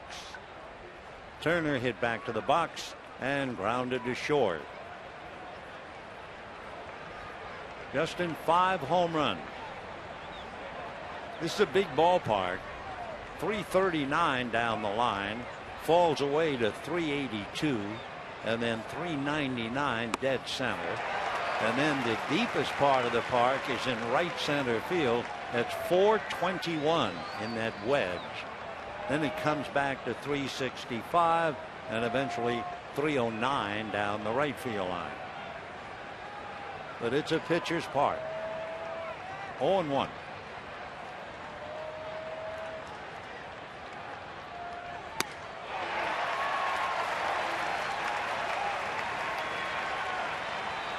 Another easy 93. No balls and 2 strikes. On deck, Adrian Gonzalez.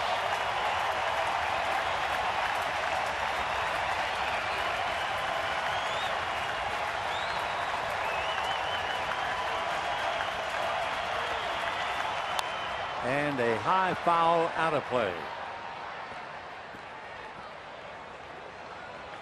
Still 0-2 to Justin Turner.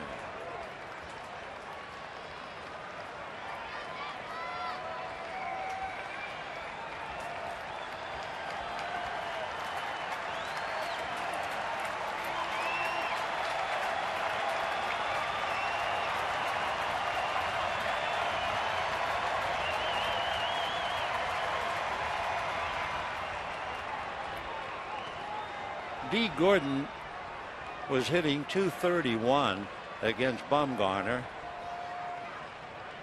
Turner was hitting .330. So that's why Justin's playing second base. 0-2. Uribe at second. Puig at first. Check swing. Meanwhile, D bundled up, talking to Franklin Stubbs. Franklin was a left-hand hitter and a power hitter, and a good one. And the chant wells up again. Beat LA.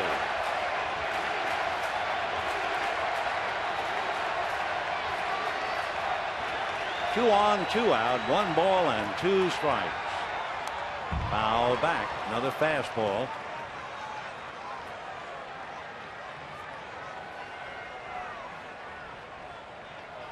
When we say Turner was hitting .333, that translates 4 for 12. So he's 0 for 2 tonight. 4 for 14. 1 ball, 2 strikes. 2-2. Crowd groaning. Naturally, they would like every pitch a strike. Tomorrow at 6, Hank, it'll be Tim Hudson and Zach Greinke, and that was off the plate. 2-2.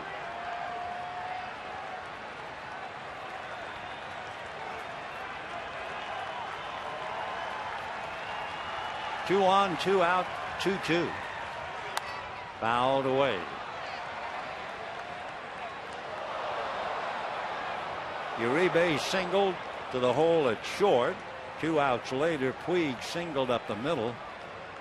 And here is Turner battling. Deuce is wild. 2 balls, 2 strikes, 2 on, 2 out.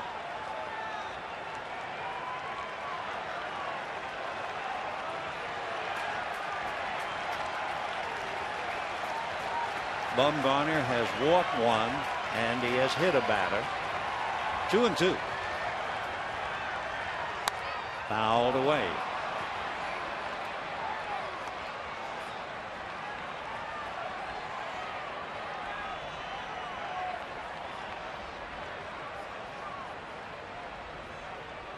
Now Buster Posey comes out and says, well, we've given him just about everything.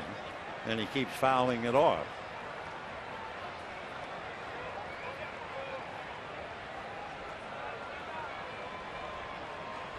Well, they've come to an agreement. Now let's see if Posey actually flashes signs after they've already talked over the pitch. Are they actually going to go through flashing signs? I mean, didn't he just say, okay, let's throw slider or whatever? Let's see. Yep. So the signs don't mean anything, or they really weren't talking about it. Fastball, foul back. Got Posey in the mask. Always get a kick out of that. The catcher will go out. They have a good long conversation. And you would think they would come to an agreement on the pitch. But then the catcher goes back and gives signs again. This, by the way, will be a 10-pitch at bat for number 10, Justin Turner.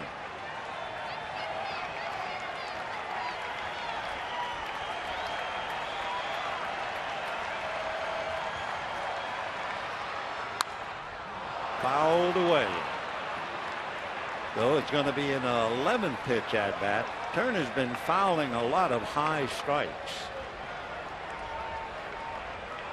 2 on, 2 out. 4-0 Giants. Dodgers trying to get back in the game here.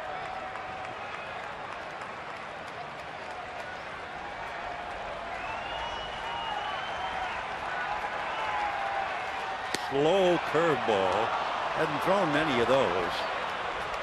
So 3-2. The Dodgers get a little break.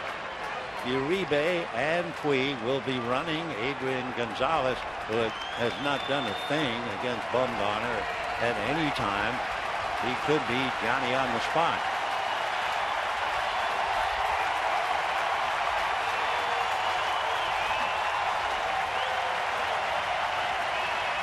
Runners at the ready. There they go, and the fastball is way outside. So now the Dodgers have their first look at the game. They have the bases loaded with 2 out, and all the pressure on Adrian Gonzalez, who has struggled not only tonight but against Bumgarner, period. Adrian has produced, however, with the bases loaded. But he is 0 for 2. And he came into the game hitting 129. The Boshi might not be too concerned as Adrian checks in. Gonzalez has 4 grand slams. Most recently, 4 years ago, he hit one against Arizona. And ball 1. Big breaking ball. For the Dodgers, of course, when they think they have the opposition in trouble, it usually turns the other way.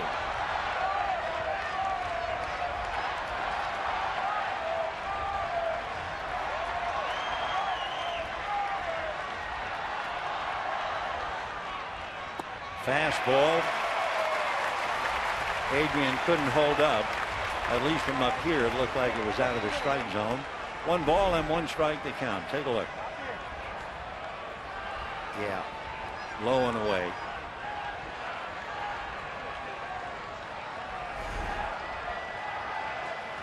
One ball and 1 strike. On deck, Matt Kemp.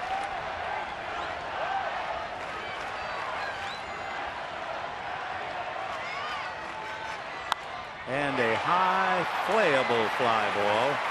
Angel Pagan.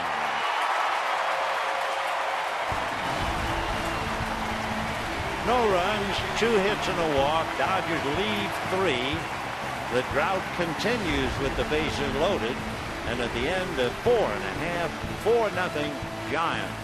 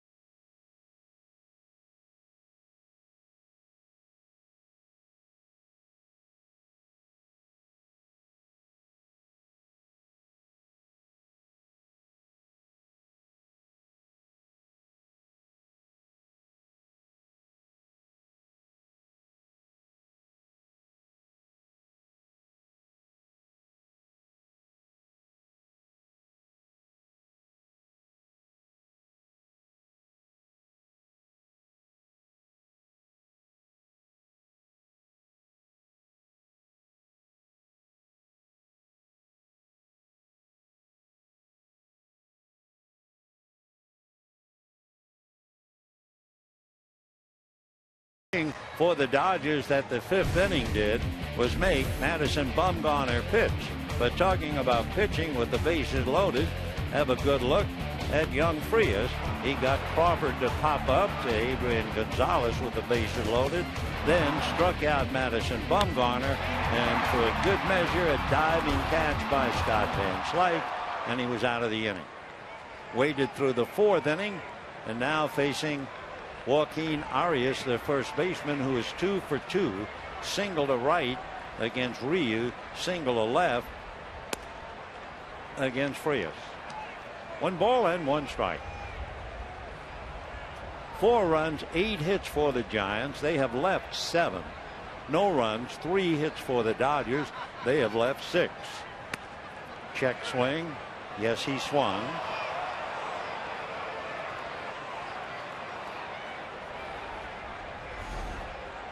Take another look. See that bat past the plate.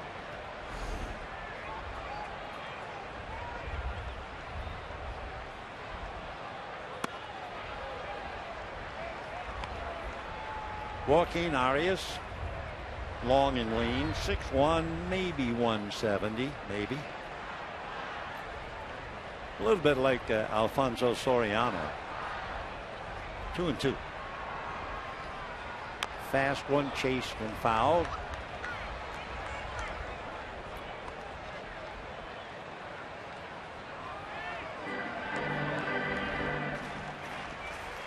Giants have had people on board in every inning. The Dodgers were retired in order only in the third. There have been a lot of base runners standing around. Foul back. Dodgers in the sixth. Kemp, Ramirez, and Van Slyke. If you joined us late, Kemp is 0 for 2, so his 16-game hitting streak is on the line.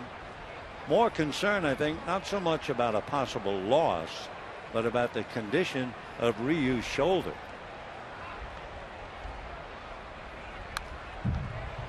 Boy, Arias really following that pitch.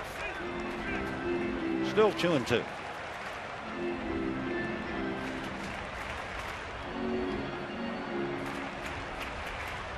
Back in 2004, Arias was acquired by the Texas Rangers in a deal that involved 2 pretty known players, and he's going to hit one backhanded by Turner.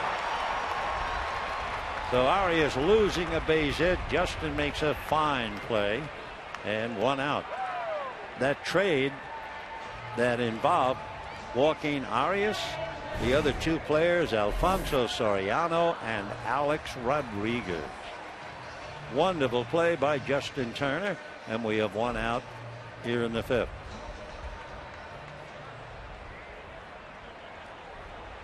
Gregor Blanco walked, got as far as 3rd in the 1st inning, singled to load up the bases in the 3rd inning.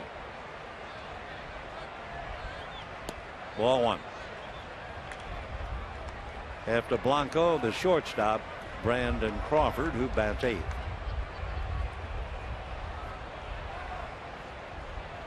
There's Brandon.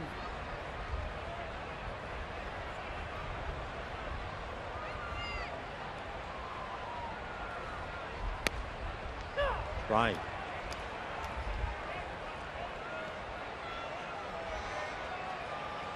Seven Giants have hits, and Arias has 2. The only men without a hit, Bumgarner, and the leadoff man, Angel Pagan, and he was robbed of a hit on the diving catch by Scott Van Slyke.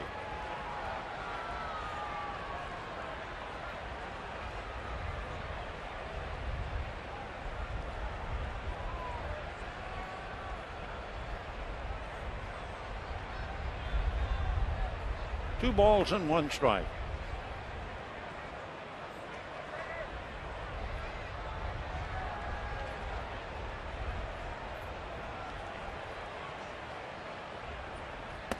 When Blanco was growing up, the kids in the neighborhood couldn't believe him.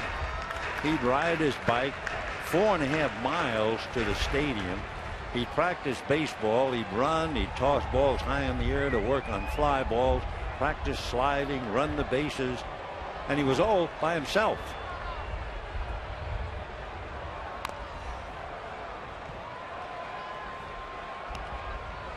His friends thought anybody who would do those things, they said no one plays baseball by themselves unless you're wrong in the head. No, not if you have a big heart and you're dedicated, and here he is in the big leagues. 3-2. Fouled away on his foot. He's got the shin guard, but that got him on the foot, so timeout. On the instep.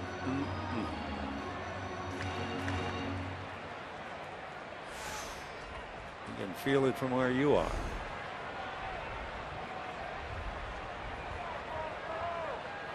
He's probably fouled a bunch off just below the knee. What's that comedian's line? You can't have everything. Where would you put it? Well, he's got as much as he can for protection. It still didn't pay off. 3-2. It was Stephen Wright's line. Foul ball. Now there you're talking, but try to run with all that gear on.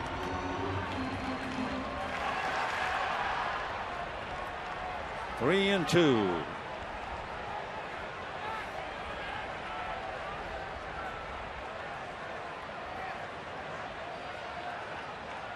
Four nothing Giants. Bottom of the fifth. Been very quiet since a noisy first inning. And Blanco, the kid who played ball all by himself, draws a walk. So he's had 2 walks and a single tonight. And the batter is Crawford. Take a look how near and yet so far. Started to run back and it just stayed inside. So 1 out, 1 on. Here's Crawford, doubled and popped up. His double drove in Arias in the first inning, and he had a golden opportunity, bases loaded, nobody out in the third, and he popped up Adrian Gonzalez. Throw to first gets away. However, Blanco down there might have hurt himself. Time.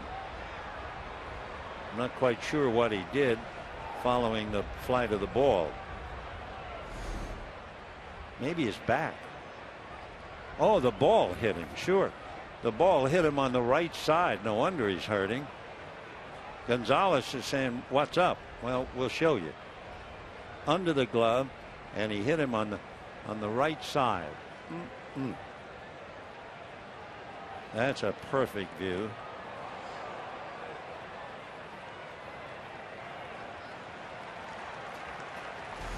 It hurt, but he's back up on his feet. Roberto Kelly, with that big grin, comes over to say something to Blanco and Gonzalez. And Gregor comes up smiling, but he did take a pretty good shot. There's the ball hitting him right there. So he had a sore foot. Now he has a sore side. And there's a drive down the right field line, and he's going to have to run, but it's foul. Even so, fair or foul, Blanco had to go, and he'll have to go back to first. So Crawford, a long foul ball, no balls and 1 strike. How close? It was this close.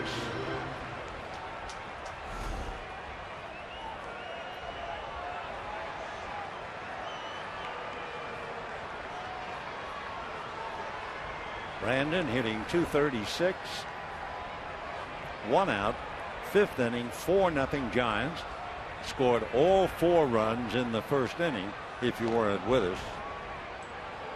With 1 out, Panic double to right. Posey double to left for 1. Pence singled up the middle for another. Arias single to right to score Pence for a 3rd. And then Crawford double, scoring Arias for a 4th. 4-0 San Francisco. They've beaten the Dodgers 7 of 13 this year. Drive to right, going back is Kemp, looking up, watching it go out.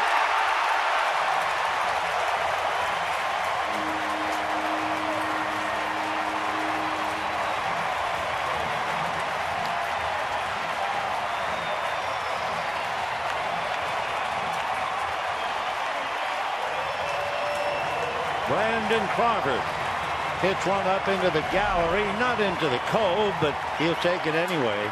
His 9th home run of the year for Brandon. And the Giants now with a commanding lead of 6-0. Right there. So a big home run for Brandon Crawford. 9 home runs this year, 9 home runs last year, and there are still some games to play.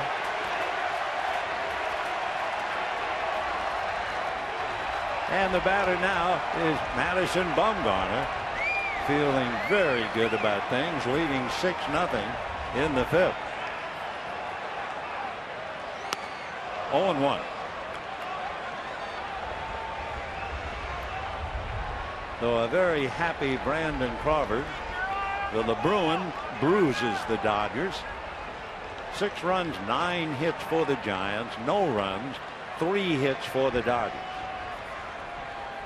Big overhand curveball, whack foul. Nice catch by the ball boy. Boy, that thing was hit hard. Nice play. Take another look.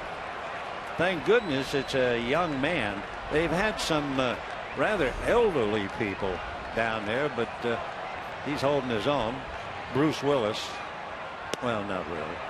Looked a little bit like him, didn't he? Now there is a distinguished gentleman.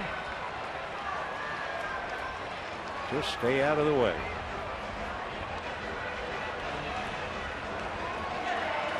Luckily, with the netting in front of him, he's pretty safe and sound down there. So it's all Giants so far. Kevin Correa, who at one time was with the Giants, warming up in the bullpen.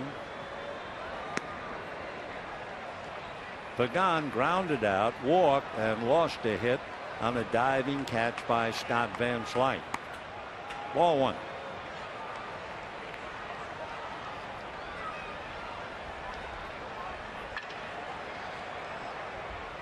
A healthy Pagan makes the Giants a much better team.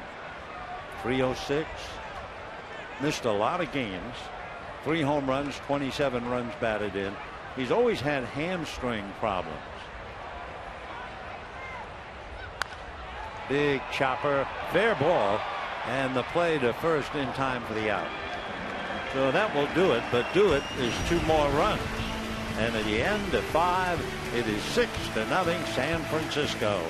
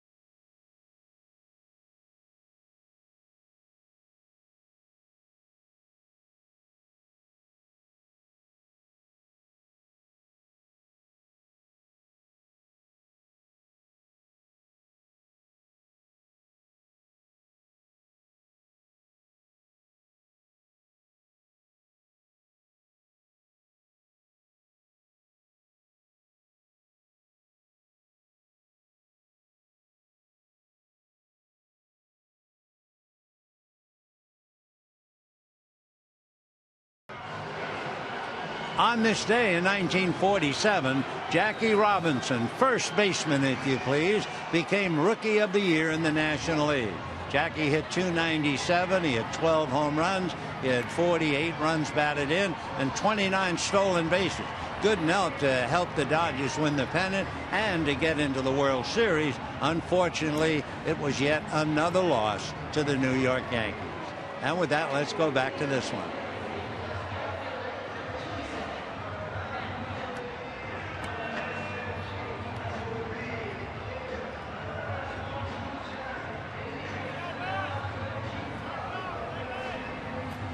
On the same day in 2000, Dave Hansen, left-hand hitter, hit his 7th pinch hit. That set a record broke by about the next year. It was tied, but at the time, the 70 home runs in 2000 for Dave, the record. Then Craig Wilson followed the next year with Pittsburgh, and he had 7 pinch hit home runs. 6th inning, Matt Kemp. 0-1. Matt has grounded to short, grounded to third, 0 for 2. Dodgers only have 3 hits. Ramirez a double, Uribe a single, Puig a single.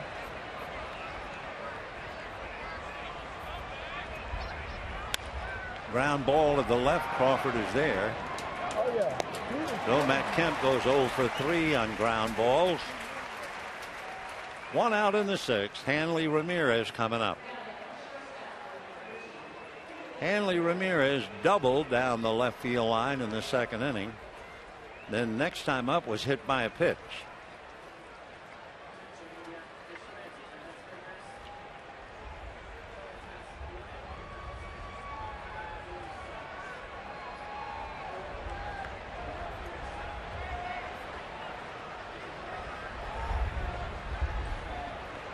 We're getting the paid attendance. As we mentioned earlier, it was a cinch. Another sellout. Ball looks like a marble, but it's going to wind up in Blanco's glove. The Hanley, a high fly ball, 2 down. The paid attendance, 41,147. The 321st sellout. So it's going to be sold out again tomorrow, and I'm sure it'll be sold out again on Sunday. And when the Giants come to Dodger Stadium, I'm sure the faithful will be out for those. Scotty has struck out twice, did make a diving catch of the ball hit by Pagan.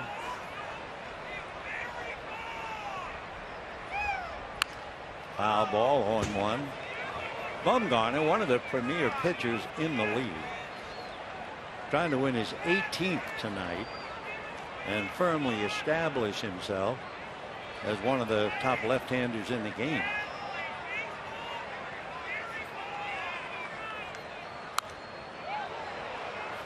Another foul ball. 2 years ago, I think, is when Madison Bumgarner sold himself as a left-hander to really watch. Bumgarner was pitching in Wrigley Field, Chicago, and the wind at 30 miles an hour was blowing out. And he pitched a complete game shutout. He also strikes out Van Slyke 3 times. He now has 7 strikeouts, and at the end of 5.5, he's sitting on top of a 6-0 lead.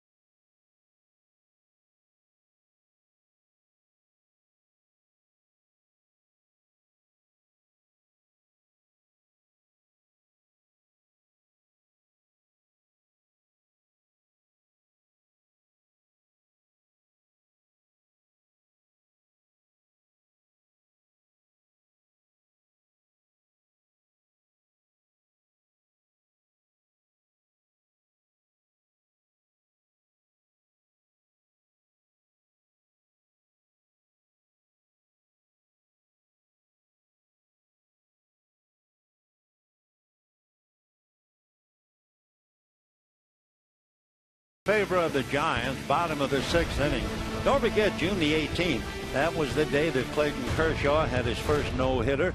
And to honor the achievement, there'll be a commemorative pin giveaway to the first 40,000 fans at Dodger Stadium when the Dodgers open up a 3-game set with the Giants at Dodger Stadium. That's Monday, September the 22nd, compliments of 76. For tickets, be sure to visit Dodgers.com/promotions. Young Jock Peterson takes over in left field. That means a spot to put Kevin Correa. So Correa will go in Scott Van Slyke's spot, and Peterson will then bat ninth, and he'll be the third up in the 7th inning. Kevin Correa, originally a 4th-round pick by the Giants back in 2002, facing Joe Panik, then Posey, and then Pence. Kevin with the Giants came up in 2003 briefly, then again in 4 and down.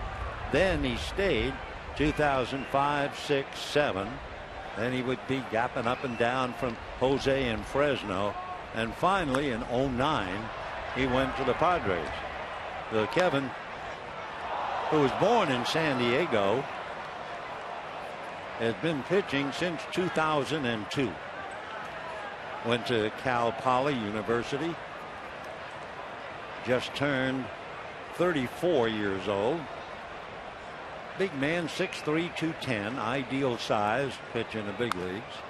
Ground ball, foul, no play. The earned run average career leaders. Number 1, as you may imagine, is Clayton Kershaw, and he'll be pitching Sunday. His earned run average 2.4. Adam Wainwright 3.05, and right behind him Madison Bumgarner 3.07, and then Felix Hernandez 3.08. Those are the top 4. Bumgarner's now number 3 and Kershaw is number 1. 1-2. Giants scored 4 in the first, 2 more in the 5th. Dodgers have gotten 1 man to third base, and that was Uribe in the 5th inning. Buster Posey tuning up on deck. 2-2 to Panik. Joe's 1 for 3. Ground ball directly to Hanley. Low throw. Adrian saved him.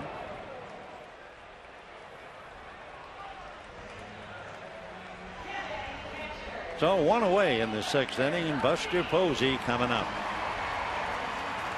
Posey doubled in that wild first inning.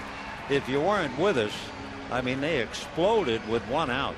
Panik double to right, Posey double to left, Pence singled up the middle, Arias single to right, Crawford double to right, and they had 4 runs. Knocked the breath out of the Dodgers, and then we got the report. Ryu came out, severe shoulder irritation. Good breaking ball. 0-1.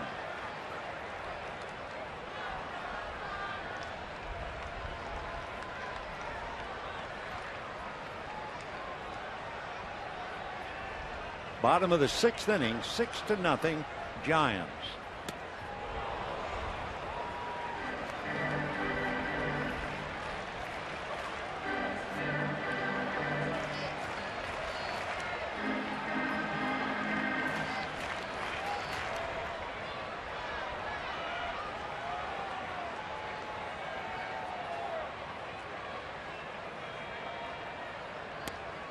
Dodgers with their pitching, they've had a great deal of success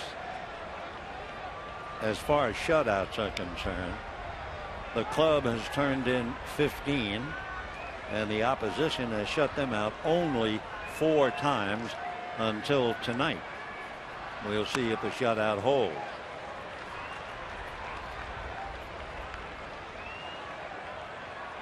Giants staff has 11. The opposition has shut them out 13 times. 9 times here and 4 on the road. So down goes Posey, and we have 2 out in the 6th inning. Buster goes 1 for 3 with a walk. Correa gets 2 quick outs, and now Hunter Pence. Pence singled to center to drive in a run, hit into a double play, and reached on an error.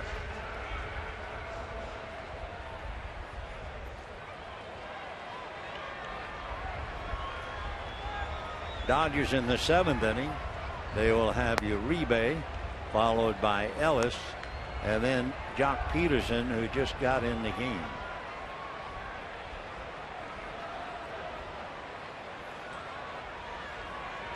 Six runs, 9 hits for the Giants.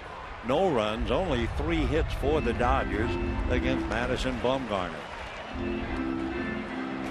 Giants trying to win their 10th straight at home.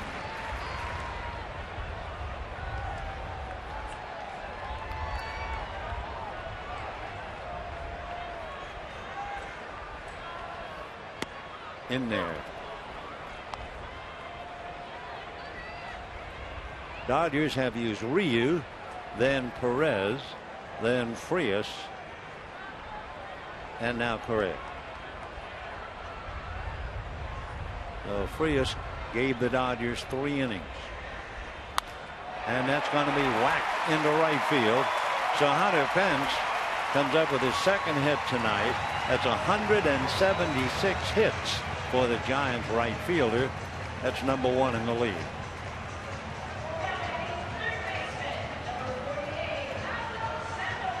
Two out, 1 on, and Pablo Sandoval will go through his routine.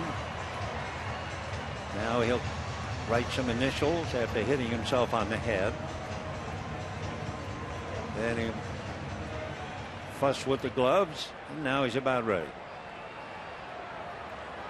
Pablo flied to center, singled to center, and hit into a force play.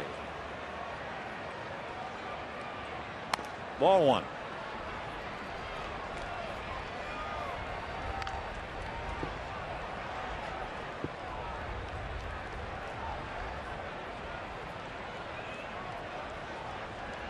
Pence at first, held on by Gonzalez. That off-speed pitch, he was way out in front of it.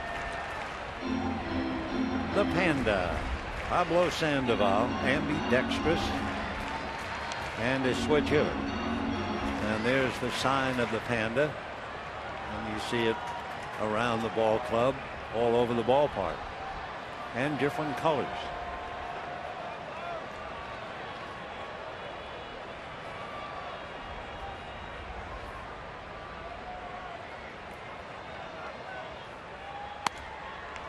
Two and 1.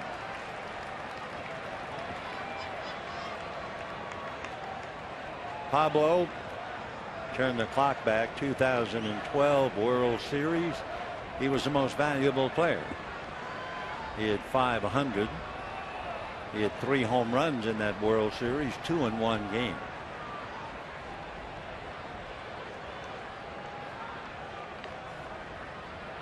Three home runs in a World Series get you up there with the big guys. Babe Ruth, of course, did it twice, 1926, 1928. Reggie Jackson did it in 1977. Albert Pujols in 2011, and then Pablo.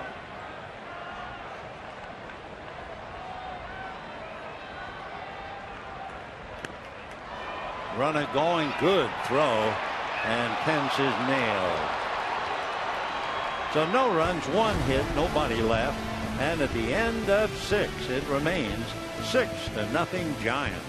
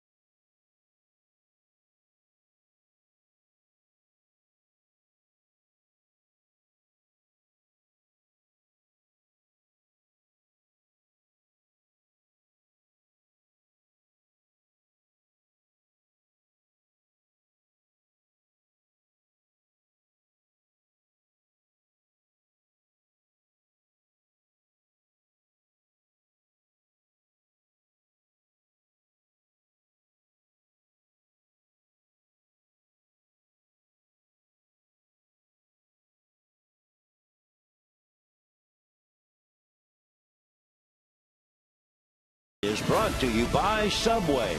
Get a great deal on this month's $6 foot-long special, the Italian BMT, or the $3 6-inch Select, the Sweet Onion Chicken Teriyaki. Subway, eat fresh. And by your Southern California Mazda dealers. Through 6, it's been all Giants. They're riding the cable cars and lead 6-0 behind Madison Bumgarner, the driver, who is really turning in a dandy. He now has 206 strikeouts this year. Figures to have a couple of more starts. Go way back to 1898 for Cy Seymour and then Rube Marquardt. And now Madison.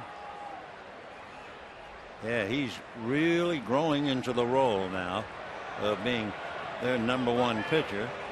Once Matt Cain went down, he was the heir apparent to be the #1.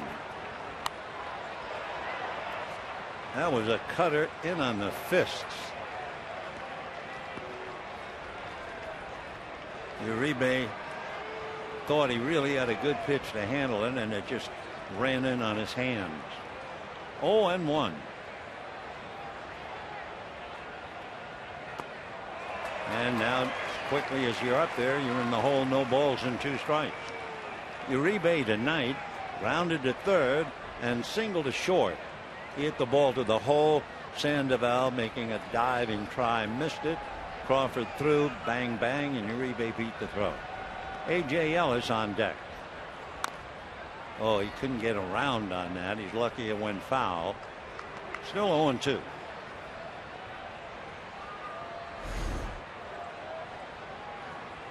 See, he can't extend because that ball just jumps in on the hand. 0-2.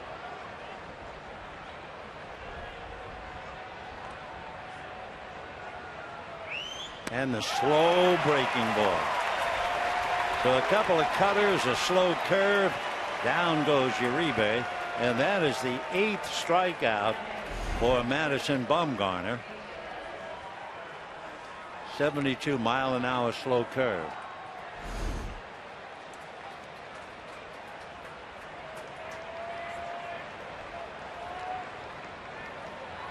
Ellis has popped up and struck out 0 for 2.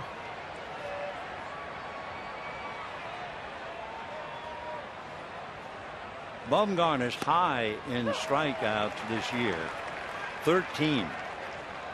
He struck out 13. Colorado shut him down 3-0 and allowed all of 1 hit. He got a 3-hitter tonight. Jock Peterson on deck. 0-2. So for young Peterson, that's a big job. Send him up there against one of the top left-handers in the game, but it's all listed under experience.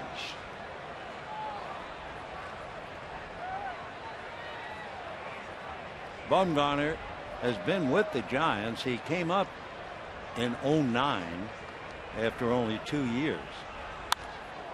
High fly ball, but it's going to slice. Room service. Under Pence. 2 out, 7th inning. Now there is something that make you think of outer space, but it's actually moving along in McCovey Cove. Wow.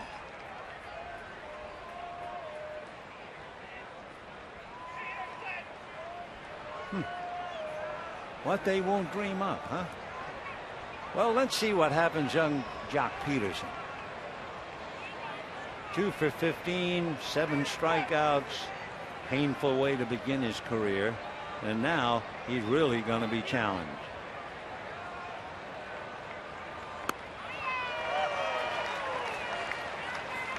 Oh, and 1.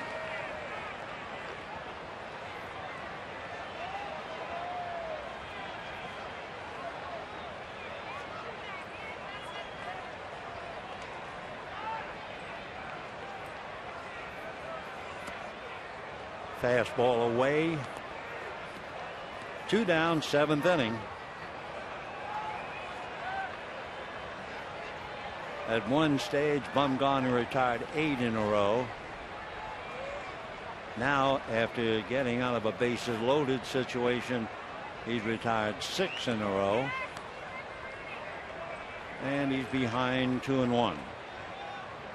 Pitch count getting close to 100, 94.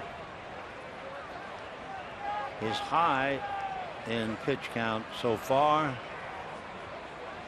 123 against Kansas City, and he lost that game 4-2. That's a strike.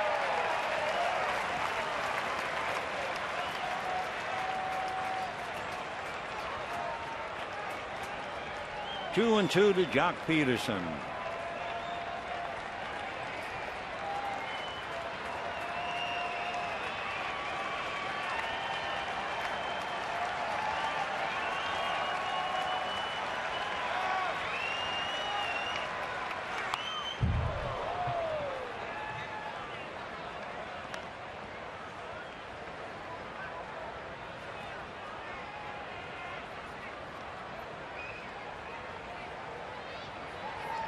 Trying to stay loose. Big deep breaths. Then exhale. Arches his back. Trying to get ready. 2-2. Well, it's all part of it.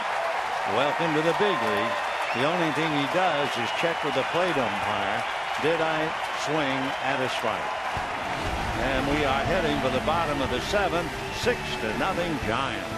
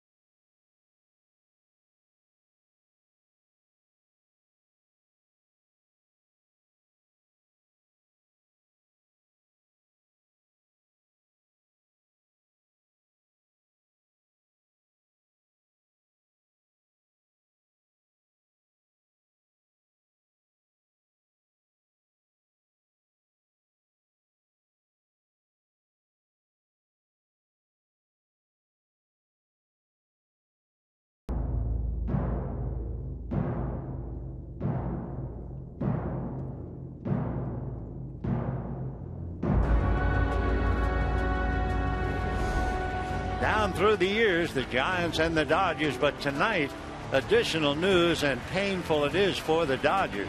Remember that Hyun-Jin Ryu was on the DL for about a month, the end of April to close to the end of May, and pitching tonight, he was certainly way out of form. And sure enough, after the inning, the report came up that the left shoulder was inflamed again.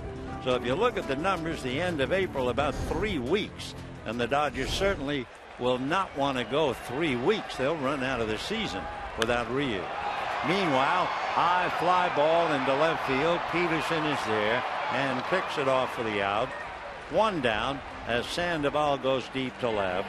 Dodgers make a change. Tim Fedorovich takes over behind the plate for A.J. Ellis. So 1 away.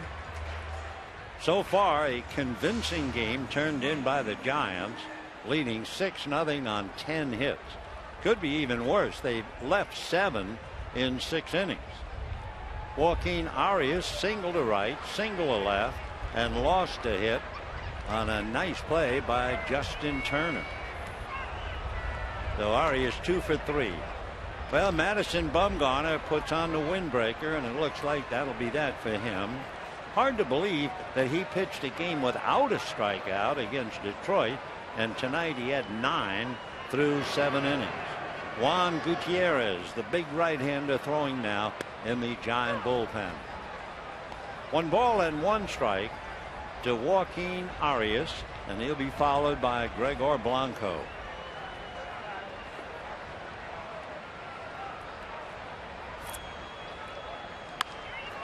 Ground ball, fair ball, long throw by Uribe, right on the money. 2 down in the 7th inning. Gregor Blanco coming up, walked, single to center, and walked again. Remember Blanco in the last at bat, first he fouled one off his instep, got the walk, and then in an attempt to pick him off, the throw to first hit him in the ribs. But he's okay, and he hangs in there. Hunter Pence and Madison Bumgarner having a conversation. Madison talking about the game that he pitched, and the game that he pitched so well. And a strike. Dodgers have used Ryu, Perez, Frias, and Correa. And of course, for the Dodgers, the big story: when can Ryu pitch again? Giants, if they hold on to the lead, as you know, will trail the Dodgers by 1. And the Dodgers will have Greinke tomorrow against Tim Hudson, and Kershaw against Petit on Sunday. 1-2.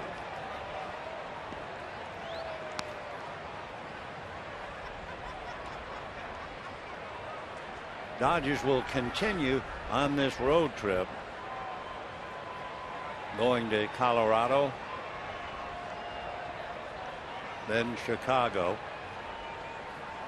Giants will go out on the road after Sunday's game, play 3 in Arizona and 3 in San Diego. Swung on and missed. That's a live ball, and hustling to first base is Blanco. So Blanco strikes out, probably a wild pitch to account for his presence. Yep. So next week, while the Dodgers are playing Colorado, the Giants will play Arizona. And on the weekend, while the Dodgers are playing the Cubs, the Giants will be in San Diego. And then another collision at Dodger Stadium starting Monday, the 22nd.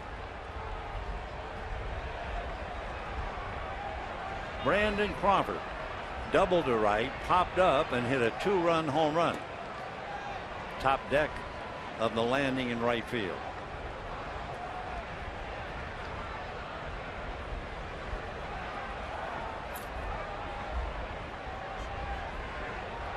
Crawford 9 home runs, 61 runs batted in. Take a look at the home run. He just lifted one of Frias' pitches, and it went up amongst the folks atop the roof. That made it 6-0, and that's the way it is right now in the bottom of the 7th.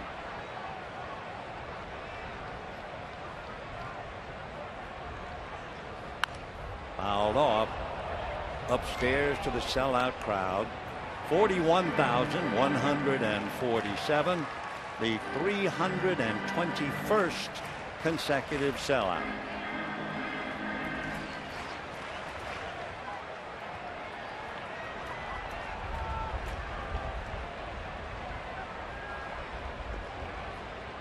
One and one. 2 balls, 1 strike.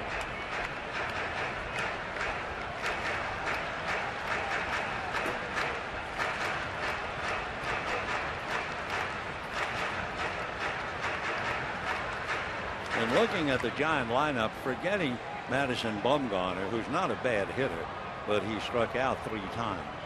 The only position player without a hit is Angel Pagan, and he walked and was robbed of a hit on a diving catch by Scott Van Slyke. So it's been a big night for Madison Bumgarner and the Giants. Bumgarner on the edge of winning his 18th, and the Giants within 1 of tying the Dodgers.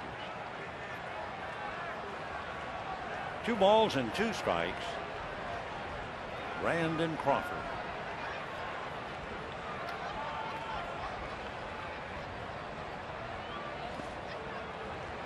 Three and 2.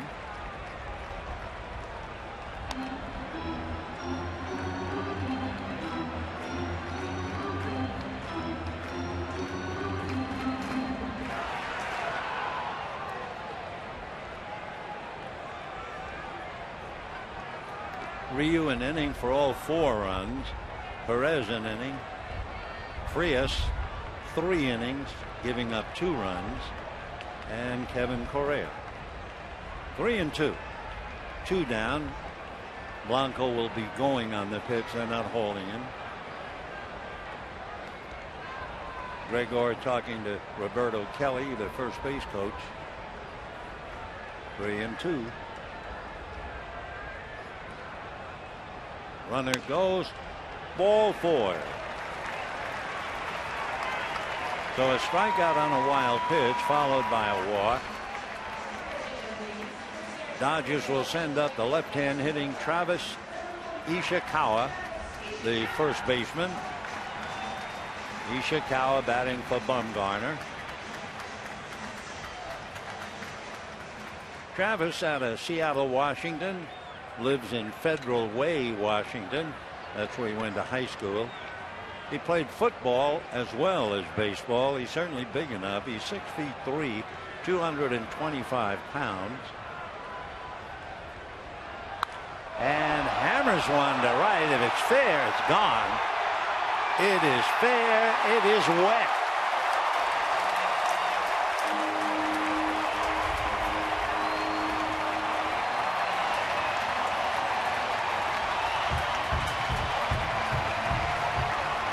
So Travis Ishikawa comes off the bench, and it is 9-0 Giants. The opening was there, the strikeout on the wild pitch, followed by the walk, followed by the home run. That is the 67th home run, apparently, that wound up in the water. And there was a kayak at the other end of it to retrieve. So Ishikawa comes up and hits one out. He had a home run with the Giants. There was no doubt about that one, except it was going right down the line. Ishikawa, when he played at San Jose, had 22 home runs. So you know he has some power, and he showed it. So 9-0 Giants. And the batter is Angel Pagan, the only man on the outside looking in.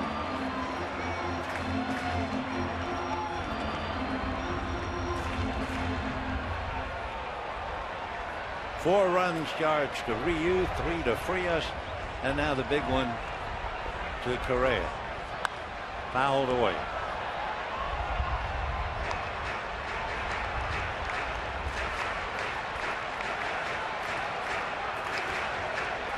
Pagan in the third inning hit a little soft line drive to left field, and Scott Van Slyke made a diving catch. Otherwise, he'd have joined the fun. 9 runs, 11 hits for the Giants. No runs, 3 hits for the Dodgers. Ground ball, Turner. And that will do it here in the 7th inning. And at the end of 7, the Dodgers are taking their lumps. 9-0 Giants.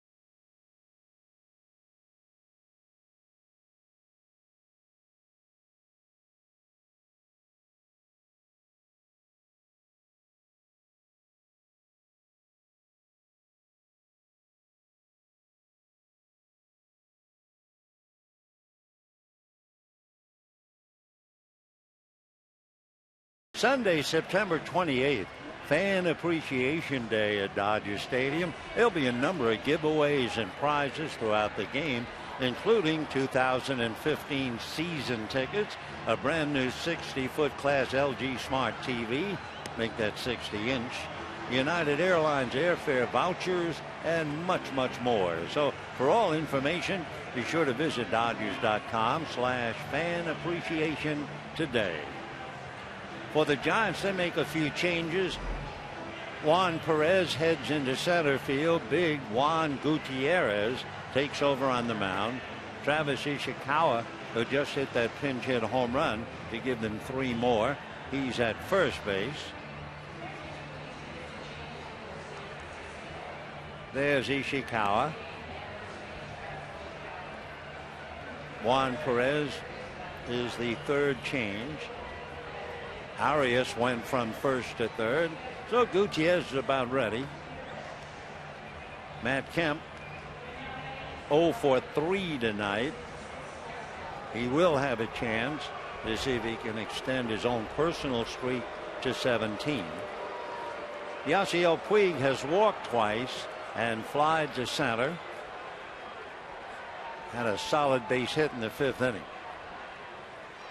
So Puig, Turner, and Gonzalez against Juan Gutierrez. 6'2" and at least 200 pounds. I would think that's rather charitable. The big man. Gutierrez from Venezuela. Signed by the Astros way back in 2000. So he's spent a long time. Most of it in the minor leagues. He is listed in the Giant book at around 250. Foul back. Well, that's more like it.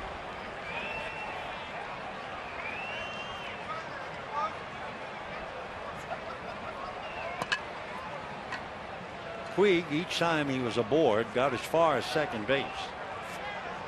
Dodgers one shot really in the game. They were down 4-0, and they had the bases loaded with 2 out in the 5th inning.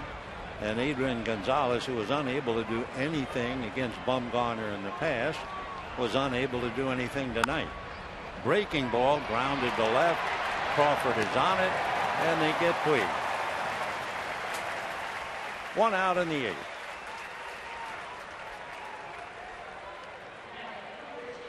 Justin Turner hit back to the box, grounded out, walked 0 for 2.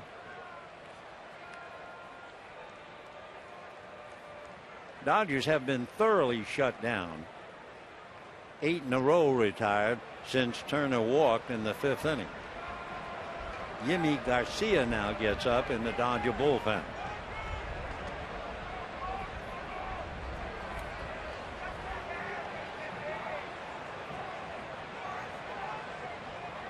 Fastball 0-1 and fastball at 94.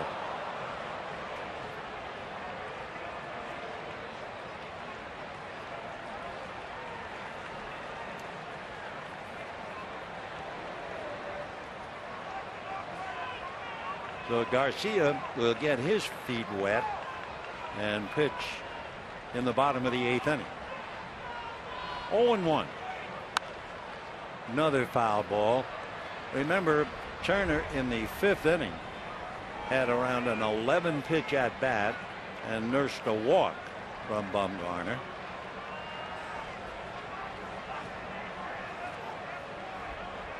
Dodgers have 3 hits, a hit batter, and 2 walks. That's been the extent of the offense tonight.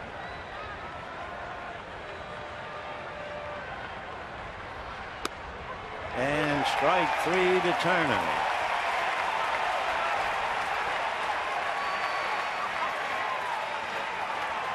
So Gutierrez picks up a strikeout.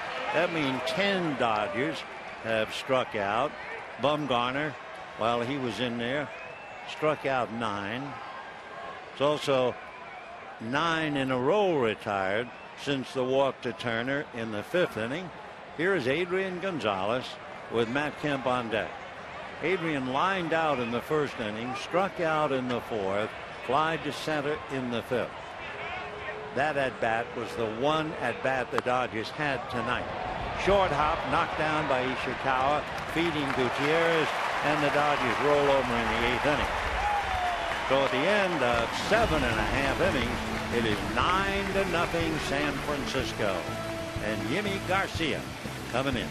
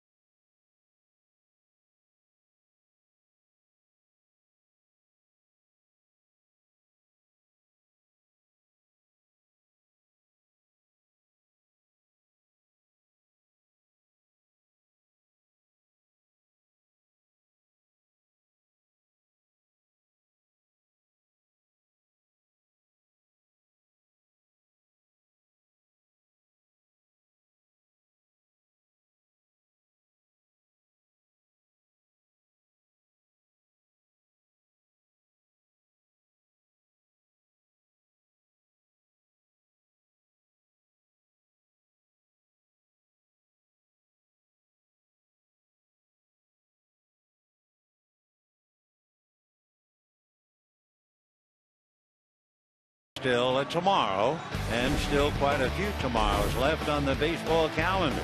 The Dodgers play here tomorrow. That'll be Zach Greinke going up against Tim Hudson. On Sunday, that will be Clayton Kershaw against Yusmeiro Petit. Then the ball club goes on to Colorado for 3, and then to Chicago to play the Cubs 4. Coming home to play the Giants on Monday the 22nd. Arizbel Arubarena takes over at shortstop for Hanley Ramirez. And the Dodgers bring in young Yimi Garcia. This will be his third big league game. 4 innings under his belt. And so far so good.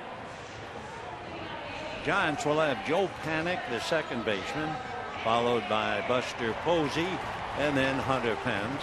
It is a little remarkable. The Dodgers took Ellis out for Fedorovich, but Posey, in a 9-0 comfortable lead, still wearing the gear behind the plate. And Buster's going to bat second in the inning. For Panik, doubled his first at bat. Since then, fly to center and grounded out twice. Fastball strike, 0-1.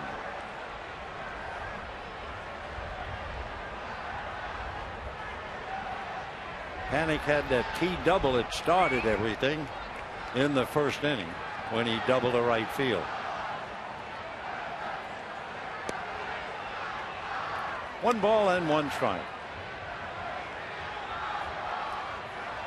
Yimi Garcia, young pitcher, they're just bringing along. He's from Moca in the Dominican Republic. 6'1", 175. That's going to go foul. Yimi just turned 24 as he works on Joe Panik. And basically, fastball, slider, change.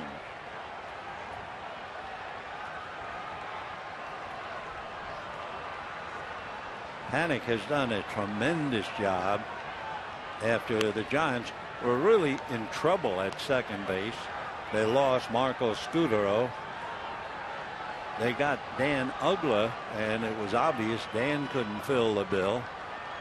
And then they get Panik, and Boshi has himself a second baseman. 2-2. Down goes Joe, so he winds up going 1 for 5.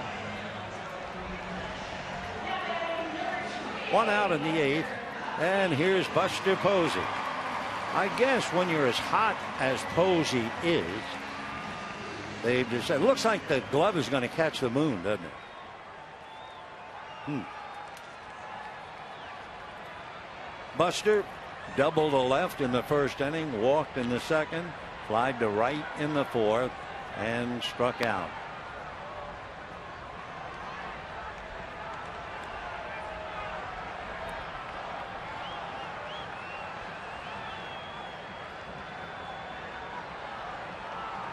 One ball and no strikes.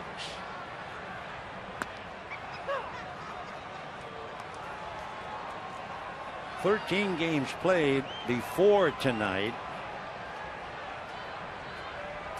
The most one-sided game up here in July when the Dodgers swept 3, and that's whacked into left center, and that's going to bounce. Caught by Puig. Posey a big turn and holds on at first. Boy, that's a long single for Buster Posey. Great effort by Yasiel Puig. And the batter will be Hunter Pence. Anyway, the most one-sided victory the Dodgers won up here. They beat Tim Lincecum 8-1. Bumgarner beat the Dodgers in LA in April 7-2.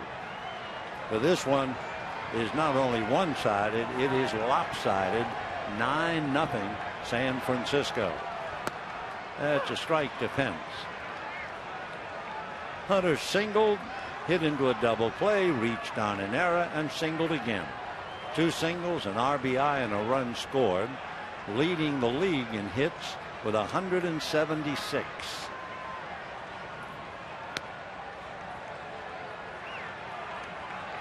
One ball and 1 strike. 9 runs, 12 hits for the Giants. No runs, 3 hits for the Dodgers. When the Dodgers come up in the 9th inning, Kemp, and then we'll see how they're hitting. Arrubarena will hit after Kemp, and then Yimi Garcia is due to bat in the next spot.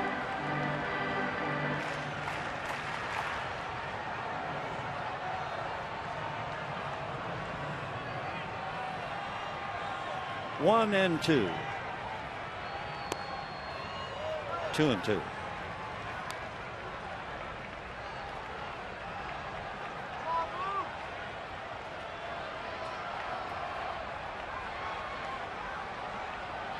Hunter Pence, what a player. Constantly in motion. Hitting .296. High fly ball to deep left field. To the track is Peterson at the wall. So a long out to left. Any longer and it's in the stands. And coming up now,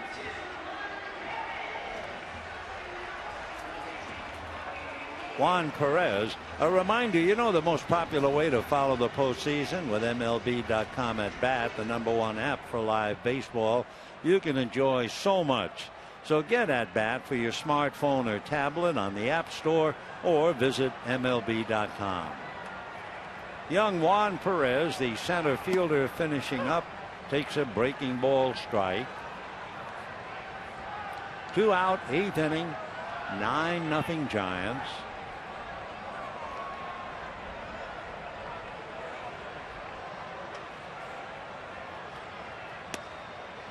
One ball, 1 strike.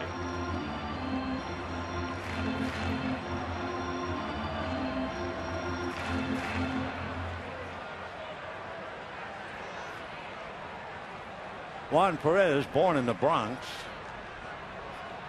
but he lives in the Bronx till he came here, and he lifts a fly ball. Puig right there.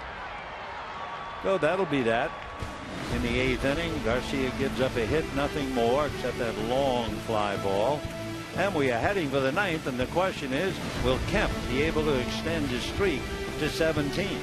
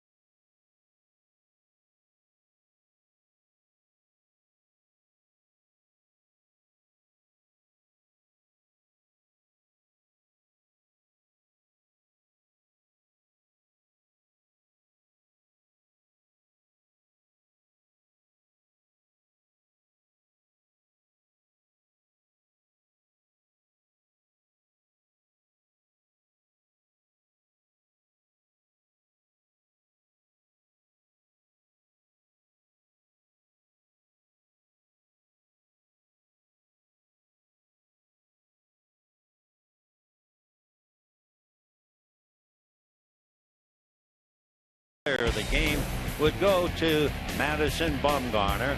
A brilliant 7 innings. He allowed just 3 hits, struck out 9.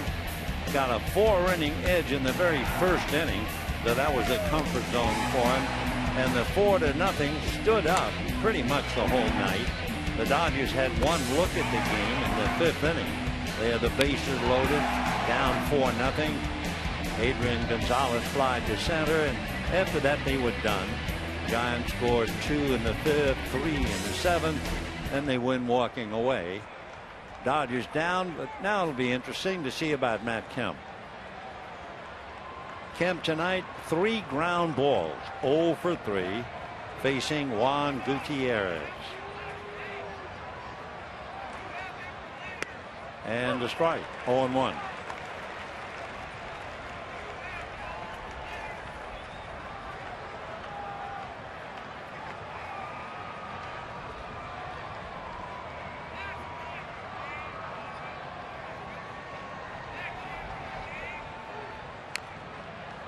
And 2. Arrubarena is out on deck, finishing up for Hanley Ramirez.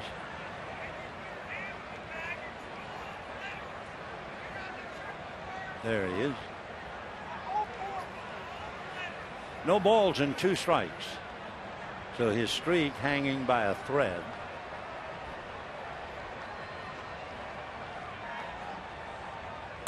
And a hopper right at third. Arias is there and makes the play to Ishikawa. So that figures that's the end of Matt Kemp's streak at 16. 4 ground balls and 0 for 4. 1 away. Now Arrubarena coming up, getting a chance to have a major league at bat as Matt quietly back into the dugout. Arrubarena hitting .250. He's had 28 at bats, 4 runs batted in. Dodgers down to their last 2 outs.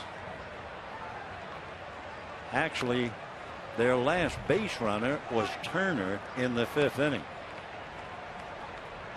11 in a row. Roger Bernardina is out on deck, and there's no one to run for.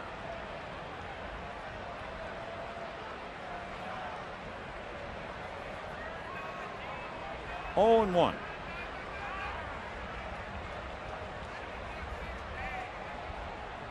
Breaking ball, comebacker.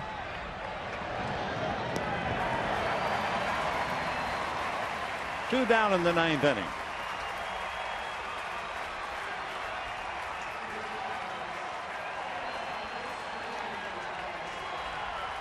So the last Dodger hit, Uribe, an infield single in the 5th inning.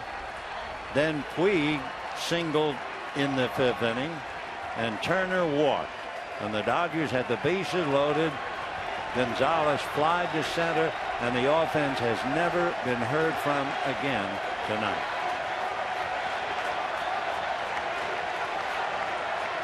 Bernardino batting for Garcia.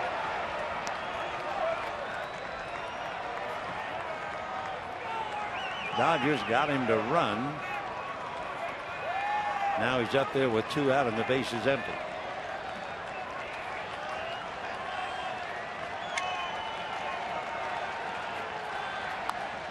Dodgers trying to do the best they can do when they're completely shut out of a ball game. So they gave a little work to Perez, Frias, Correa, and Garcia, and they gave a little experience to Guerrero, Peterson, Arrubarena, and now Bernardino. That's about all you can do when you're getting knocked out in game 1 of the series. Hunter Pence and company, they will be 1 game back of the Dodgers when they take the field tomorrow. Hope you'll join us then for sure. Slow breaking ball for a strike. 1-2 the count to Roger Bernardino.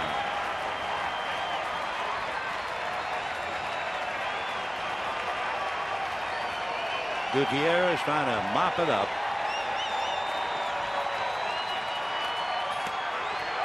And that'll do it. So this one is over mercifully. the last 13 in a row retired. The Dodgers really were not in the game after the Giants scored 4 in the first inning. We just didn't know it. So the Dodgers, with a 1-game lead, will file quietly back into the clubhouse.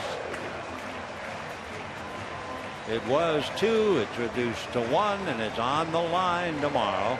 That's when Zach Greinke takes the hill against Tim Hudson.